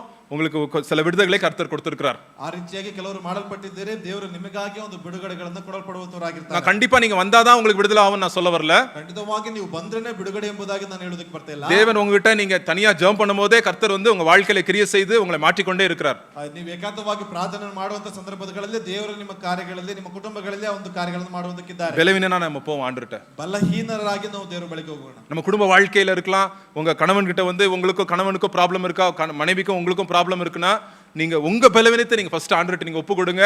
கர்த்தர் கண்டிப்பாக உங்க கணவனையும் உங்க மனைவியும் மாத்துவாருங்க. ಅಲ್ಲಿ ನೋಡ್ತೇವೆ ಗಂಡ ಹೆಂಡತಿಯರು ಇರತಕ್ಕಂಥವ್ರು ನಿಮ್ಮ ಬಲಹೀನತೆನ ಮೊದಲು ದೇವರ ಬಳಿಗೆ ನೀವು ತೆಗೆದುಕೊಂಡು ಹೋಗ್ರಿ, ಆ ಒಂದು ಬಲಹೀನತೆಗಳಲ್ಲಿ ದೇವರು ಆ ಒಂದು ಕಾರ್ಯಗಳನ್ನ ನಡೆಸುವಂತವ್ರು. ஆவியானவர் உங்களை எப்படி நடத்துறாரு நீங்க பாருங்க. ಪರಿಶುದ್ಧಾತ್ಮನು ಯಾವ ರೀತಿಯಾಗಿ ನಡೆಸ್ತಾರೆ ಎಂಬುದಾಗಿ ನೋಡ್ರಿ. நம்ம சும்மா ஏதோ பைபிள்ல ரெண்டு ஏதோ எழுத்து எழுதி இருக்குது, இது ஏதோ இது பென்ல எழுதி இருக்காங்க யாரோ, சோ இது இதை நம்ம படிக்கிறோம் கேட்கிறோம் போறோம் அப்படின்னு தயவு செய்து நீங்க நினைக்காதீங்க. ಸತ್ಯವೇದದಲ್ಲಿ ಯಾರು ಇದನ್ನು ಬರೆಯಲ್ಪಟ್ಟಿದ್ದಾರೆ, ಯಾವುದೋ ಒಂದು ಮಾರ್ಗಗಳನ್ನು ಮಾಡಲ್ಪಟ್ಟಿದ್ದಾರೆ, ಏನೋ ಕೇಳ್ತೇವೆ ಎಂಬುದಾಗಿ ದಯವಿಟ್ಟು ಆ ರೀತಿಯಾಗಿ ಹೋಗುವುದು. அது நம்ம வாழ்க்கையிலே ஜீவ உள்ள காரியங்களா இருக்கிறதுனால நம்ம வாழ்க்கையில அது கிரியை செய்யுங்க. ಅದು ಜೀವವುಳ್ಳಂತ ವಾಕ್ಯಗಳಾಗಿರ್ತಕ್ಕಂಥ ಕಾರಣದಿಂದಾಗಿ ಅದು ಕಾರ್ಯಗಳನ್ನು ಮಾಡುವಂತದ್ದಾಗಿರ್ತದೆ. ஆவியானவருடைய வார்த்தை ஜீவன் உள்ளதும் அது ஷார்ப்பானதுமா இருக்கு அப்படின்னு போட்டுருக்கு நம்ம ದೇವರ ವಾಕ್ಯವು ಅದು ಸಜೀವವಾದದ್ದು, ಅದು ಕಾರ್ಯಗಳನ್ನ ಕ್ರಿಯೆ ಮಾಡುವಂತದ್ದಾಗಿದೆ ಎಂಬುದಾಗಿ ತಿಳಿಸ್ತಾ ಇದೆ. சோ நீங்க ஆண்டவர்ட்ட நீங்க வாங்க, ದೇವರ ಬಳಿಗೆ ನೀವು ಬನ್ರಿ. அதான் இன்னைக்கு நம்ம மெசேஜ். ಅದೇ ಇವತ್ತಿನ ಒಂದು ಉಪದೇಶ. ஆண்டவருடைய கிருபை உங்களுக்கு போதும். ದೇವರ ಕೃಪೆ ನಿಮಗೆ ಸಾಕು. அங்கேயும் ஓடுனது போதும். ಅಲ್ಲಿ ಓಡಿರ್ತಕ್ಕಂಥದ್ದು ಸಾಕು. சில வாலிப சகோதரர்கள் அந்த இன்டர்நெட்ல போன்ல கெட்ட காரியங்களை பார்க்கிறது ஒரு சகஜமான காரியமாயிருச்சு. இப்போ ಕೆಲವು ಸಹೋದರರಿಗೆ ಆ ಒಂದು ಅಂತರ್ಜಾಲದಲ್ಲಿ ಕೆಟ್ಟ ಕಾರ್ಯಗಳನ್ನು ನೋಡುವಂತದ್ದು ಅದು ಸಹಜವಾದಂತ ಕಾರ್ಯಗಳಾಗಿ, அதுல இருந்து அது விழுந்த அந்த சாக்கடையில இருந்து வெளியே வர முடியாம மாட்டிட்டு இருக்காங்க நிறைய பேர். ಅದರಿಂದ ಹೊರಗಡೆ ಬರುವುದಕ್ಕಾಗದೇ ಅಲ್ಲೇ ಒದ್ದಾಡುವಂತ ರೀತಿಯಲ್ಲಿ ಇದ್ದಾರೆ ಅವರು. அவங்க கர்த்தர்ட்ட வர்றதுக்கே பயப்படுறாங்க, பைபிள் தூக்குறதுக்கே பயப்படுறாங்க, சண்டே சர்ச்சுக்கு வர்றதுக்கே பயப்படுறாங்க. ಅವರು ದೇವರ ವಾಕ್ಯವನ್ನು ತೆಗೆದುಕೊಳ್ಳುವುದಕ್ಕೆ ಭಯಪಡ್ತಾ ಇದ್ದಾರೆ, ಸಭೆಗೆ ಬರುವಂತದಕ್ಕಾಗಿ ಅವರು ಎದುರ್ತಾ ಇರುವಂತ. ஐயோ பரிசுத்தமான தேவனுடைய சந்நிதியில எப்படி நான் அசுத்தமா வர்றது அப்படின்னு நினைக்கிறாங்க. ದೇವರ ಸನ್ನಿಧಿಯಲ್ಲಿ ಯಾವ ರೀತಿಯಾಗಿ ಒಂದು ಅಶುದ್ಧನಾಗಿ ನಾನು ಬರುವಂತದ್ದು ಎಂಬುದಾಗಿ ಅಂದುಕೊಳ್ತಾ ಇದ್ದಾರೆ. இன்னைக்கு உங்களை பார்த்து ஆண்டவர் சொல்றாரு, என் கிருபை உனக்கு போதும் அப்படின்னு ஆண்டவர் சொல்றாருங்க. ನಿಮ್ಮನ್ನು ನೋಡಿ ದೇವರು ಹೇಳ್ತಾ ಇದ್ದಾರೆ, ನನ್ನ ಕೃಪೆ ನನಗೆ ಸಾಕು. ஆண்டவருடைய வல்லமை நீங்க பலவீனத்தை நீங்க வெற்றுக்கொள்ளும் போது, ஆண்டவருடைய பலவீனமாய் நீங்க வரும்போது ஆண்டவர் உங்களை பலத்தினால் நிரப்புறாருங்க. ದೇವರಲ್ಲಿ ನೀವು ಬಲಹೀನತೆ ಉಳ್ಳವರಾಗಿ ಬರುವಾಗ ದೇವರ ಮಹಿಮೆ ಆತನ ಬಲವನ್ನು ನಿಮ್ಮಲ್ಲಿ ತುಂಬಿಸುವಂತವರಾಗಿದ್ದಾರೆ. அவர் வந்துட்டு போயிட மாட்டாரு, அவர் அங்கேயே கிறிஸ்து அவரோட பலம் அவர் உங்களை தங்கி இருக்கும் அப்படின்னு ஆண்டவருடைய வசனம் சொல்லுது. ಬಂದು ಹೋಗುವುದಿಲ್ಲ, ಕ್ರಿಸ್ತನ ಬಲ ಒಂದು ಮಹಿಮೆ ಅಲ್ಲಿ ಅದು ಉಳಿದುಕೊಳ್ಳುವಂತದ್ದಾಗಿರ್ತದೆ ಎಂಬುದಾಗಿ ಹೇಳ್ತಾರೆ. ஆண்டவர் சாதாரண ஜனங்களை உபயோகப்படுத்துகிற தேவனா இருக்கிறார். ದೇವರು ಸಾಧಾರಣವಾದಂತ ಜನಗಳನ್ನು ಉಪಯೋಗಿಸುವಂತವನು. ஒரு சாதாரண வேலைக்காரி பெண்ணை வைத்து அவர் ஒரு பெரிய தளபதியோட குஷ்டரோகத்தை கர்த்தர் போறதுக்கு ஆண்டவர் கிருபை செய்தாருங்க. ಸಾಧಾರಣವಾಗಿರ್ತಕ್ಕಂತ ಒಂದು ಸೇವಕಿ ಒಂದು ಕೆಲಸ ಮಾಡುವಂತ ವ್ಯಕ್ತಿಯ ಮೂಲಕವಾಗಿ ಆ ಒಂದು ದೊಡ್ಡ ಒಂದು ಆ ವ್ಯಕ್ತಿಯ ಕುಷ್ಠರೋಗವನ್ನು ಪರಿಹರಿಸಿದ ದೇವರು ಆತನಾಗಿದ್ದಾನೆ. பிச்சை எடுக்கிறது போல ரோட்ல நின்னுட்டு இருந்த மொர்தெகாயை ஆண்டவர் தொட்டு அவனுடைய அவன் ஆண்டவர் உன்னத ஸ்தானத்துக்கு அவனை உயர்த்தினாருங்க. ಅಲ್ಲಿ ಭಿಕ್ಷೆ ಬೇಡುವಂತ ಹಂತದಲ್ಲಿದ್ದಂತ ಮೊರ್ದೆಕೈಯನ್ನ ದೇವರು ಒಂದು ಉನ್ನತ ಸ್ಥಾನದಲ್ಲಿ ಇಡುವಂತ ರೀತಿಯಲ್ಲಿ ದೇವರು ಆತನನ್ನು ಮಾಡಲ್ಪಟ್ಟಿದ್ದಾನೆ. ஆண்டவர் உங்க வாழ்க்கையை தொடுவார். ದೇವರು ನಿಮ್ಮ ಜೀವಿತವನ್ನು ಮುಟ್ತಾರೆ. நீங்க ஆண்டவர்ட்ட நீங்க ஒப்பு கொடுக்குறீங்களா? ನೀವು ದೇವರಲ್ಲಿ ನಿಮ್ಮನ್ನು ಒಪ್ಪಿಸಿಕೊಡ್ತೀರಾ? நீங்க மனசார ஆண்டவரே எனக்கு இந்த பலவீனம் இருக்கு, எனக்கு நீங்க தான், என்னால முடியல, நான் 10 வருஷம் 20 வருஷம் ட்ரை பண்ணேன், என்னால முடியல அப்படின்னு நீங்க ஒத்துக்கிறீங்களா? ದೇವರೇ ನನ್ನಿಂದ ಇದಾಗ್ತಾ ಇಲ್ಲ, 10 ವರ್ಷದಿಂದ ಈ ಒಂದು ಬಲಹೀನತೆ ನನ್ನಲ್ಲಿ ಇದೆ ಎಂಬುದಾಗಿ ನೀವು ಒಪ್ಪಿಕೊಳ್ತಾ ಇದ್ದೀರಾ? ஆண்டவர் உங்களை தொடுவாருங்க. ದೇವರು ನಿಮ್ಮನ್ನು ಮುಟ್ತಾರೆ. ஆண்டவருடைய வல்லமை உங்க மேல இறங்குங்க. ದೇವರ ಮಹಿಮೆ ನಿಮ್ಮಲ್ಲಿ ಅದು அந்த வல்லமை வந்துட்டு போயிடாது, தங்கி இருக்கும் ஆண்டவருடைய வல்லமை. ದೇವರ ಮಹಿಮೆ ಅದು ಬಂದು ಹೋಗುವುದಿಲ್ಲ, ಅದು ಸಂಪೂರ್ಣ. ஆண்டவர்ட்ட நீங்க போங்க, ஆண்டவரே அந்த ஒகேனக்கல் ஃபால்ஸ்ல நம்ம கீழ நின்னு தண்ணி அப்படியே தண்ணி கொட்டிட்டே இருக்குல, ஆண்டவருடைய கிருபை நம்மளுக்கு அப்படி கொட்டிட்டே இருக்குங்க. ಆ ಒಗೇನಕಲ್ ಫಾಲ್ಸ್ ನಲ್ಲಿ ನೋಡ್ತೇವೆ, ನೀರು ಯಾವ ರೀತಿಯಾಗಿ ಹರಿತಾ ಇರ್ತದೆ ಅದೇ ರೀತಿಯಾಗಿ ದೇವರ ಮಹಿಮೆ ಅಂತಕ್ಕಂಥದ್ದು ಹರಿಯುವಂತದ್ದಾಗೇ ಇರ್ತದೆ. இதுதான் கிறிஸ்தவ வாழ்க்கை சீக்ரெட். ಇದೇ ಕ್ರಿಸ್ತಿಯ ಜೀವಿತದ ಒಂದು ರಹಸ್ಯ. ஆண்டவருக்கு மெசேஜ் ப்ரிப்பேர் பண்ணனும், ஆண்டவரே எனக்கு மெசேஜ் ப்ரிப்பேர் பண்ண தெரியாது, நான் பலவீனனா இருக்கிறேன், எனக்கு மெசேஜ் கொடுங்கப்பா. ಅಲ್ಲಿ ಮೆಸೇಜ್ ಅನ್ನು ಸಿದ್ಧ ಮಾಡ್ತಿದ್ದೇನೆ ಅಂತಂದ್ರೆ, ದೇವರಿಂದ ನಾನು ಬಲಹೀನನಾಗಿದ್ದೇನೆ, ನನಗೆ ಒಂದು ಕಾರ್ಯಗಳನ್ನು ನೀವು ಕೊಡ್ರಿ. ஆண்டவரே எனக்கு கணவனா இருக்க தெரியாது, எனக்கு கணவனா இருக்கிறதுக்கு நீர் ஒரு பலத்தை கொடுங்க ஆண்டவரே, உம்முடைய பலன் கொடுங்க. ನಾನು ಗಂಡನಾಗಿರುವುದಕ್ಕೆ ನನಗೆ ಗೊತ್ತಿಲ್ಲ, ನೀನು ಅದಕ್ಕೆ ಬೇಕಾಗಿರತಕ್ಕಂತ ಕಾರ್ಯಗಳನ್ನು ನಿಮ್ಮ ಮೂಲಕವಾಗಿ ಕೊಡ್ರಿ. ஆண்டவரே எனக்கு வியாபாரம் பண்ண தெரியாது, எனக்கு வியாபாரம் பண்ண சொல்லி கொடுங்க ஆண்டவரே. ವ್ಯಾಪಾರ ಮಾಡುವಂತದ್ದು ನನಗೆ ಗೊತ್ತಿಲ್ಲ, ನಿಮ್ಮ ಮೂಲಕವಾಗಿ ನನಗೆ ತಿಳಿಸಿ ಕೊಡ್ರಿ. ஆண்டவரே எனக்குள்ள நீங்க எனக்கு கிரியை செய்யுங்க. ನನ್ನೊಳಗೆ ನೀವು ಬಂದು ಕ್ರಿಯೆಯನ್ನು ಮಾಡ್ರಿ. ஆண்டவரே நான் பலவீனனா இருக்கிறேன், ದೇವರೇ ನಾನು ಬಲಹೀನನಾಗಿದ್ದೇನೆ, ஆண்டவரே தொடுங்க அப்படின்னு நம்ம கேட்போங்க. ನನ್ನನ್ನು ಮುಟ್ರಿ ಎಂಬುದಾಗಿ ನಾವು ಕೇಳಿಕೊಳ್ಳೋಣ. அதான் கிறிஸ்தவ வாழ்க்கை சீக்ரெட். ಅದೇ ಕ್ರಿಸ್ತಿಯ ಜೀವಿತದ ಒಂದು ರಹಸ್ಯ. அதான் இன்னைக்கு அப்போஸ்தலர் பவுலோட சீக்ரெட். ಅದೇ ಅಪೊಸ್ತಲ ಪೌಲನ ಒಂದು எந்த பாடுகள் வந்தாலும் பரவாயில்லை, ಯಾವುದೇ ಕಷ್ಟಗಳು ಕೂಡ ಬಂದು, எவ்வளவு சோதனைகள் வந்தாலும் பரவாயில்லை, ಎಷ್ಟೋ ಶೋಧನೆಗಳು ಕೂಡ ಬಂದು, யார் என்ன பேசினாலும் பரவாயில்லை, ಯಾರು ಏನೇ ಮಾತಾಡಿಕೊಂಡ್ರೂ ಪರವಾಗಿಲ್ಲ, எனக்குள்ள யார் இருக்கிறா? ನನ್ನೊಳಗೆ ಯಾರಿದ್ದಾರೆ? கிறிஸ்துவின் வல்லமை தங்கி இருக்குது, ಕ್ರಿಸ್ತನ ಮಹಿಮೆ ನನ್ನಲ್ಲಿ ಉಳಿದು, ஆவியானவர் என்னோட கூட இருக்கிறாருங்க. ಪರಿಶುದ್ಧಾತ್ಮನು ನನ್ನಲ್ಲಿ ಇದ್ದಾನೆ, நான் பயப்பட மாட்டேன், ನಾನು ಭಯಪಡುವುದಿಲ್ಲ. ஃபியூச்சர் நோக்கி பயப்பட மாட்டேன், ಭವಿಷ್ಯದ ಕುರಿತು ನಾನು என் ಹೆದರುವುದಿಲ್ಲ. பிள்ளைகளோட ஃபியூச்சர் குறித்து நான் பயப்பட மாட்டேன். ಮಕ್ಕಳ ಭವಿಷ್ಯವನ್ನು ನೋಡಿ ಹೆದರುವುದಿಲ್ಲ. ஆண்டவருடைய வல்லமை என்னுடைய பலவீனத்திலே வல்லமை கிரியை செய்து கொண்டிருக்குது. ನನ್ನ ಬಲಹೀನತೆಯಲ್ಲಿ ದೇವರ ಮಹಿಮೆ ಅದು ಕಾರ್ಯವನ್ನು ಮಾಡುವಂತದ್ದಾಗಿದೆ. நான் எப்ப பலவீனா இருக்கனோ நான் அப்ப என்னவா இருக்கிறேன்? வசனம் என்ன சொல்லுது? படிங்க, 10வது வசனம் ஸ்டார்டிங். அந்தபடி நான் பலவீனமாய் இருக்கும்போதே பலம் உள்ளவனாய் இருக்கிறேன். எல்லாரும் சொல்லுவோமா? நான் பலவீனனா இருக்கும்போது என்னவா இருக்கிறேன்? பலம் உள்ளவனாய் இருக்கிறேன். பலம் உள்ளவனாய் இருக்கிறேன். நீ மறந்துடாதீங்க, இதுதான் கிறிஸ்தவ வாழ்க்கையோட சீக்ரெட்டுங்க. ನಾನು ಯಾವಾಗ ನಿರ್ಬಲನಾಗಿದ್ದೇನೋ ಆವಾಗಲೇ ಬಲವುಳ್ಳವನಾಗಿದ್ದೇನೆ. ಇದೇ ಕ್ರಿಸ್ತಿಯ ಜೀವಿತ, ಅದೊಂದು ರಹಸ್ಯ. இதான் ரகசியம். ಇದೇ ರಹಸ್ಯ. ஆண்டவர் உங்களுக்கு இந்த ரகசியம் சொல்லி கொடுத்திருக்கிறாரு. ದೇವರು ನಿಮಗೆ ಒಂದು ರಹಸ್ಯವನ್ನು ತಿಳಿಸಿಕೊಟ್ಟಿದ್ದಾರೆ. ஒரு நாள் நீங்க ஆண்டவர்ட்ட போங்க, ಒಂದು ದಿವಸ ದೇವರ ಬಳಿಗೆ ஒரு ஸ்டெப் ஆண்டவரே சொல்லி கொடுங்கன்னு சொல்லுங்க. ಒಂದು ಹಂತವನ್ನು ದೇವರು ತಿಳಿಸಿಕೊಡ್ರಿ ಎಂಬುದಾಗಿ ஆண்டவருக்கு நன்றி சொல்லுங்க. ஆண்டவரே நேத்து என்ன வந்து பரிசுத்தமா இருக்க வைத்தீங்க, அதுக்கு நன்றி சொல்றேன் ஆண்டவரேன்னு சொல்லுங்க. ದೇವರೇ ನಿನ್ನೆ ದಿವಸದಲ್ಲಿ ಪರಿಶುದ್ಧವಾಗಿರುವುದಕ್ಕೆ ಸಹಾಯ ಮಾಡಿದ್ದಾರೆ, ಅದಕ್ಕಾಗಿ ಕೃತಜ್ಞತೆ ಎಂಬುದಾಗಿ ತಿಳಿಸ್ರಿ. எந்த அளவுக்கு அந்த பாத்திரம் வந்து பலவீனமா இருக்குதோ அந்த அளவுக்கு வல்லமை ஆண்டவர் வந்து ஊத்துவார் அந்த பாத்திரத்துல. ಎಷ್ಟರ ಮಟ್ಟಿಗೆ ಒಂದು ಪಾತ್ರೆ ಬಲಹೀನವುಳ್ಳದಾಗಿದ್ದು ಅಷ್ಟರ ಮಟ್ಟಿಗೆ ಆತನ ಒಂದು ಮಹಿಮೆಯನ್ನು ತುಂಬಿಸುವಂತವನಾಗಿದ್ದಾರೆ. பலவீன பாத்திரமா ஆண்டுட்டு போவோம். ಬಲಹೀನತೆಯ ಪಾತ್ರೆಯಾಗಿ ದೇವರ ಬಳಿಗೆ நம்ம கெட்ட பழக்கங்களோட போவோம். ನಮ್ಮ ಕೆಟ್ಟ ಚಟಗಳ ಮೂಲಕವಾಗಿ ಬಳಿಗೆ ಹೋಗೋಣ. நம்ம கெட்ட சுபாவங்களை வைத்து கர்த்தர்ட்ட நம்ம போவோம். ಕೆಟ್ಟ ಸ್ವಭಾವಗಳ ಮೂಲಕವಾಗಿ ದೇವರ ಬಳಿಯಲ್ಲಿ ಹೋಗೋಣ. ஆண்டவர் சொல்லுவார், ஆண்டவரே நான் பலவீனனா இருக்கிறேன், ದೇವರಿಗೆ ಹೇಳೋಣ, ದೇವರೇ ನಾನು ಬಲಹೀನ, எனக்கு சொல்லித்தாங்க, எனக்கு தெரியலப்பா, ನನಗೆ ಹೇಳಿಕೊಡ್ರಿ, ನನಗೆ ಗೊತ್ತಿಲ್ಲ, என்ன நிரப்புங்கப்பா, ನನ್ನನ್ನು ತುಂಬಿಸ್ರಿ, என்ன நிரப்புங்க, ನನ್ನನ್ನು ತುಂಬಿಸ್ರಿ. அப்படி நம்ம ஜெபிப்போம். ಆ ರೀತಿಯಾಗಿ ನಾವು ಪ್ರಾರ್ಥಿಸಿಕೊಳ್ಳೋಣ. விசேஷமா இந்த வேளையில நம்ம ஜெபிப்போம். ವಿಶೇಷವಾಗಿ ಈ ಸಂದರ್ಭದಲ್ಲಿ ನಾವು ಪ್ರಾರ್ಥಿಸೋಣ. யாராவது அப்போஸ்தலன் பவுலுக்கு இருந்த பாடுகளோட நம்ம இங்க வந்திருக்கிறோம்னா அந்த அளவுக்கு யாருக்கும் வரல, பட் ஆனாலும் நம்ம ஆண்டவர்ட்ட நம்ம பலவீனராய் நம்ம போவோம். இன்னைக்கு ಅಪೊಸ್ತಲನಾದ ಪೌಲರ ರೀತಿಯಲ್ಲಿ ಯಾರು ಕೂಡ ಕಷ್ಟಗಳಿಂದ ಬರಲಿಲ್ಲ, ಆದ್ರೂ ಕೂಡ ದೇವರ ಬಳಿಯಲ್ಲಿ ಬಲಹೀನತೆ ಉಳ್ಳವರಾಗಿ ನಾವು ಬರೋಣ. ஆண்டவர் பெரிய காரியங்களை உங்க வாழ்க்கையில செய்வார். ದೇವರು ದೊಡ್ಡ ಕಾರ್ಯಗಳನ್ನ ನಮ್ಮ ಜೀವಿತಗಳಲ್ಲಿ ಮಾಡುವಂತರಾಗಿದ್ದಾರೆ. நம்ம கொஞ்ச நேரம் ஜெபிக்க போறோம். ನಾವು ಸ್ವಲ್ಪ ಹೊತ್ತು ನಾವು ಪ್ರಾರ್ಥಿಸೋದಕ್ಕೆ ಹೋಗೋಣ. நம்மள ஆண்டவரே இந்த மத்தியான வேளைக்காய் நன்றி செலுத்துகிறோம். ஆண்டவரே நீங்க சொன்ன வார்த்தைக்காய் நன்றி அப்பா. உம்முடைய கிருபை எங்களுக்கு போதும்னு சொல்லிட்டீங்க, அதுக்காக நன்றிப்பா. ஆண்டவரே அது போதும்னு சொல்லிட்டீங்க, அதுக்காய் நன்றி. வேற எதுவும் எங்களுக்கு வேண்டாம் நீங்க சொன்னீங்க, அதுக்காய் நன்றி செலுத்துகிறோம். ஆண்டவரே உம்முடைய கிருபை எங்களுக்கு போதும். ஆண்டவரே பாடுகள் மத்தியிலே ஆண்டவரே எங்களுடைய பலவீனங்கள் மத்தியிலே நாங்கள் வந்து இருக்கிறோம். உம்முடைய கிருபை எங்களுக்கு போதும் ஆண்டவரே. உம்முடைய கிருபையினால் எங்களை நிரப்பி இருக்கிறீங்க, அதுக்காய் நன்றி. எங்களை தொட்டிருக்கிறீங்க, அதுக்காய் நன்றி செலுத்துகிறோம். ஆண்டவரே எங்களுடைய பலவீனத்திலே உம்முடைய வல்லமை பரிபூர்ணமாய் விளங்கும்னு சொல்லியிருக்கிறீங்க, அதுக்காய் நன்றி செலுத்துகிறோம். ஆண்டவரே பரிபூர்ணமாய் விளங்க போது, அதுக்காக நன்றி செலுத்துகிறோம். ஆண்டவரே நாங்கள் கண்ணீரோடு வேதனையோடு இருக்கும் போது அப்பா, நாங்கள் பலவீனத்தோடு இருக்கும் போது ஆண்டவரே, என்ன செய்யணும்னு தெரியாத நேரத்தில் இருக்கும் போது ஆண்டவரே, நீர் ஆண்டவரே எங்களை உங்களுடைய பலத்தினாலே நிரப்புறீங்களே, அதுக்காக நன்றி ஆண்டவரே. ஆண்டவரே எங்களுடைய சபை முழுவதும் ஆண்டவரே, சபை மக்கள் எல்லாரும் ஆண்டவரே பலவீனவர்களாய் ஆண்டவரே நாங்கள் உங்கள்கிட்ட வர, ஆண்டவரே எங்களுடைய பலவீனத்தை நாங்கள் மறைக்காமல் ஆண்டவரே உங்கள்கிட்ட ஓப்பனா நாங்கள் வர எங்களுக்கு கிருபை பாராட்டுங்க. அன்றே பலசாலிகளாய் நாங்கள் அன்றே வெளியே காட்டிக்க கூடாதுப்பா, விசேஷமா உங்ககிட்ட நாங்கள் காட்டிக்க கூடாது. உங்ககிட்ட நாங்கள் வரும்போது அன்றே பலவீனர்களாய் நாங்கள் வர எங்களுக்கு கிருபை பாராட்டுங்க ஆண்டவரே. எங்களை தொடுங்கப்பா. அங்கே உலக கவலையிலிருந்து எங்களுக்கு விடுதலை கொடுங்க, பண யோசனைகளிலிருந்து எங்களுக்கு விடுதலை கொடுங்க ஆண்டவரே. ஆண்டவரே அவசரத்திலிருந்து எங்களுக்கு விடுதலை கொடுங்க ஆண்டவரே. உலக போராட்டங்களிலிருந்து எங்களுக்கு விடுதலை கொடுங்க ஆண்டவரே. உலகத்தை ஜெயித்தவரே நீர் எங்களுக்கு விடுதலை கொடுங்க. நீர் பெரிய காரியங்களை செய்ய போறதுக்காக நன்றி ஆண்டவரே. ஒருத்தரும் ஆண்டவரே பலவீனர்களாய் நாங்கள் வந்திருக்கும் போது ஆண்டவரே உங்களுடைய வல்லமையினாலே ஆண்டவரை நிரப்ப போறதுக்காக நன்றி. நன்றி. ஒரு சிஸ்டரையும் பிரதரையும் அப்பா நீர் நிரப்புங்கன்னு நாங்கள் ஜெபிக்கிறோம். நீர் நிரப்ப போறதுக்காக நன்றி செலுத்துக்கிறோம். எங்களால் முடியாது ஆண்டவரே, எங்களுடைய பலன் ஆண்டவரே ரொம்ப குறுகியது. எங்களுடைய பலன் ஆண்டவரே எங்களுடைய பொறுமை ரொம்ப சீக்கிரம் போயிருது ஆண்டவரே. நீர் நம்முடைய ஆண்டவரே பரிசுத்தாவினாலே எங்களை நிரப்பும்படி நாங்கள் ஜெபிக்கிறோம். ஆண்டவரே எங்களோட பேசும்படி நாங்கள் ஜெபிக்கிறோம். இந்த வாரம் முழுவதும் எங்களோட நீங்க பேசுங்க ஆண்டவரே. ஆண்டவரே எங்களுடைய பாவ கிரியைகளுக்கு ஆண்டவரே எந்த நோக்கம் அப்படின்றத நோக்கத்தை நீர் காட்டும்படி நாங்கள் ஜெபிக்கிறோம் ஆண்டவரே. ஆண்டவரே எந்த நோக்கத்தோட நாங்கள் செயல்படுறோன்றதை நீங்க காட்டுங்கப்பா. நீர் ஆண்டவரே அந்த இடத்துல வந்து ஆண்டவரே, எங்களுடைய பலவீனமான இடத்துல வந்து ஆண்டவரே, நீர் ஆண்டவரே வந்து இறங்கி ஆண்டவரே நீர் எங்களை தொடும்படி நாங்கள் ஜெபிக்கிறோம். நீர் எங்களுக்கு விடுதலை கொடுக்கும்படி நாங்கள் ஜெபிக்கிறோம். குமாரன் விடுதலை ஆக்கினால் மெய்யாகவே நீங்கள் விடுதலை ஆனீங்கன்னு சொன்னீங்கப்பா. அதே போல அன்று விடுதலை கொடுங்கப்பா. குடும்பங்களிலே சமாதானத்தை கொடுங்கப்பா. அன்றே கணவன் மனைவி ஆண்டவரே உறவு இல்லை ஆண்டவரே, அன்றே குறை இருக்கிற குடும்பங்களுக்காக நாங்கள் ஜெபிக்கிறோம் ஆண்டவரே. ஆண்டவரே அவங்க பேசாம இருக்கிறதுக்காக நாங்கள் ஜெபிக்கிறோம் ஆண்டவரே. அன்றே அவங்களுக்குள்ள அந்த ஒற்றுமை இல்லாத காரணங்களுக்காக நாங்கள் ஜெபிக்கிறோம் ஆண்டவரே. அன்றே பிசாசை அன்றே கடிந்து கொள்கிறோம் இயேசுவின் நாமத்தினாலே. அன்றே பிசாசு ஆண்டவரே வந்து ஆண்டவரே கெட்ட பழக்கங்களை கொண்டு வந்து அன்றே வீட்டுக்குள்ள அன்றே குடும்பத்தில் பிரிவினைகளை உண்டாக்குறான்ப்பா. அன்றே அதிலிருந்து விடுதலை கொடுங்கப்பா. விடுதலை கொடுங்கப்பா. அன்றே நீர் கொடுக்க போறதுக்காக நன்றி செலுத்துகிறோம் ஆண்டவரே. இதை கூட ஆண்டவரே இன்னும் நிறைய பேர் அன்றே வேலை விதமான பலவீனத்துக்காக நாங்கள் ஜெபிக்கிறோம் ஆண்டவரே. அன்றே மனுஷர்களை பிரியப்படுத்துகிற பலவீனம் ஆண்டவரே, குறை சொல்லுகிற பலவீனம் அன்றே, மற்றவர்களை பற்றி பேசுகிற பலவீனம் அன்றே, எதெல்லாம் நீங்கள் காட்டுறீங்களோ ஆண்டவரே அதிலிருந்து நாங்கள் மனம் திரும்ப நீங்கள் உதவி செய்யுங்க. பஸ்தாவினர் நீங்களோட பேசும்படி நாங்கள் ஜெபிக்கிறோம். அன்றே விசேஷமாக அன்றே பொய் சொல்லுகிறவர்களாக ஜெபிக்கிறோம்ப்பா. அன்றே பயத்தில் பொய் சொல்லிடுறோம், ஏதோ காரணத்துக்காக பொய் சொல்லிடுறோம். அன்றே உண்மையை பேசும்படி அப்பா நீர் ஆவியானவரை நீர் காட்டும்படி நாங்கள் ஜெபிக்கிறோம்ப்பா.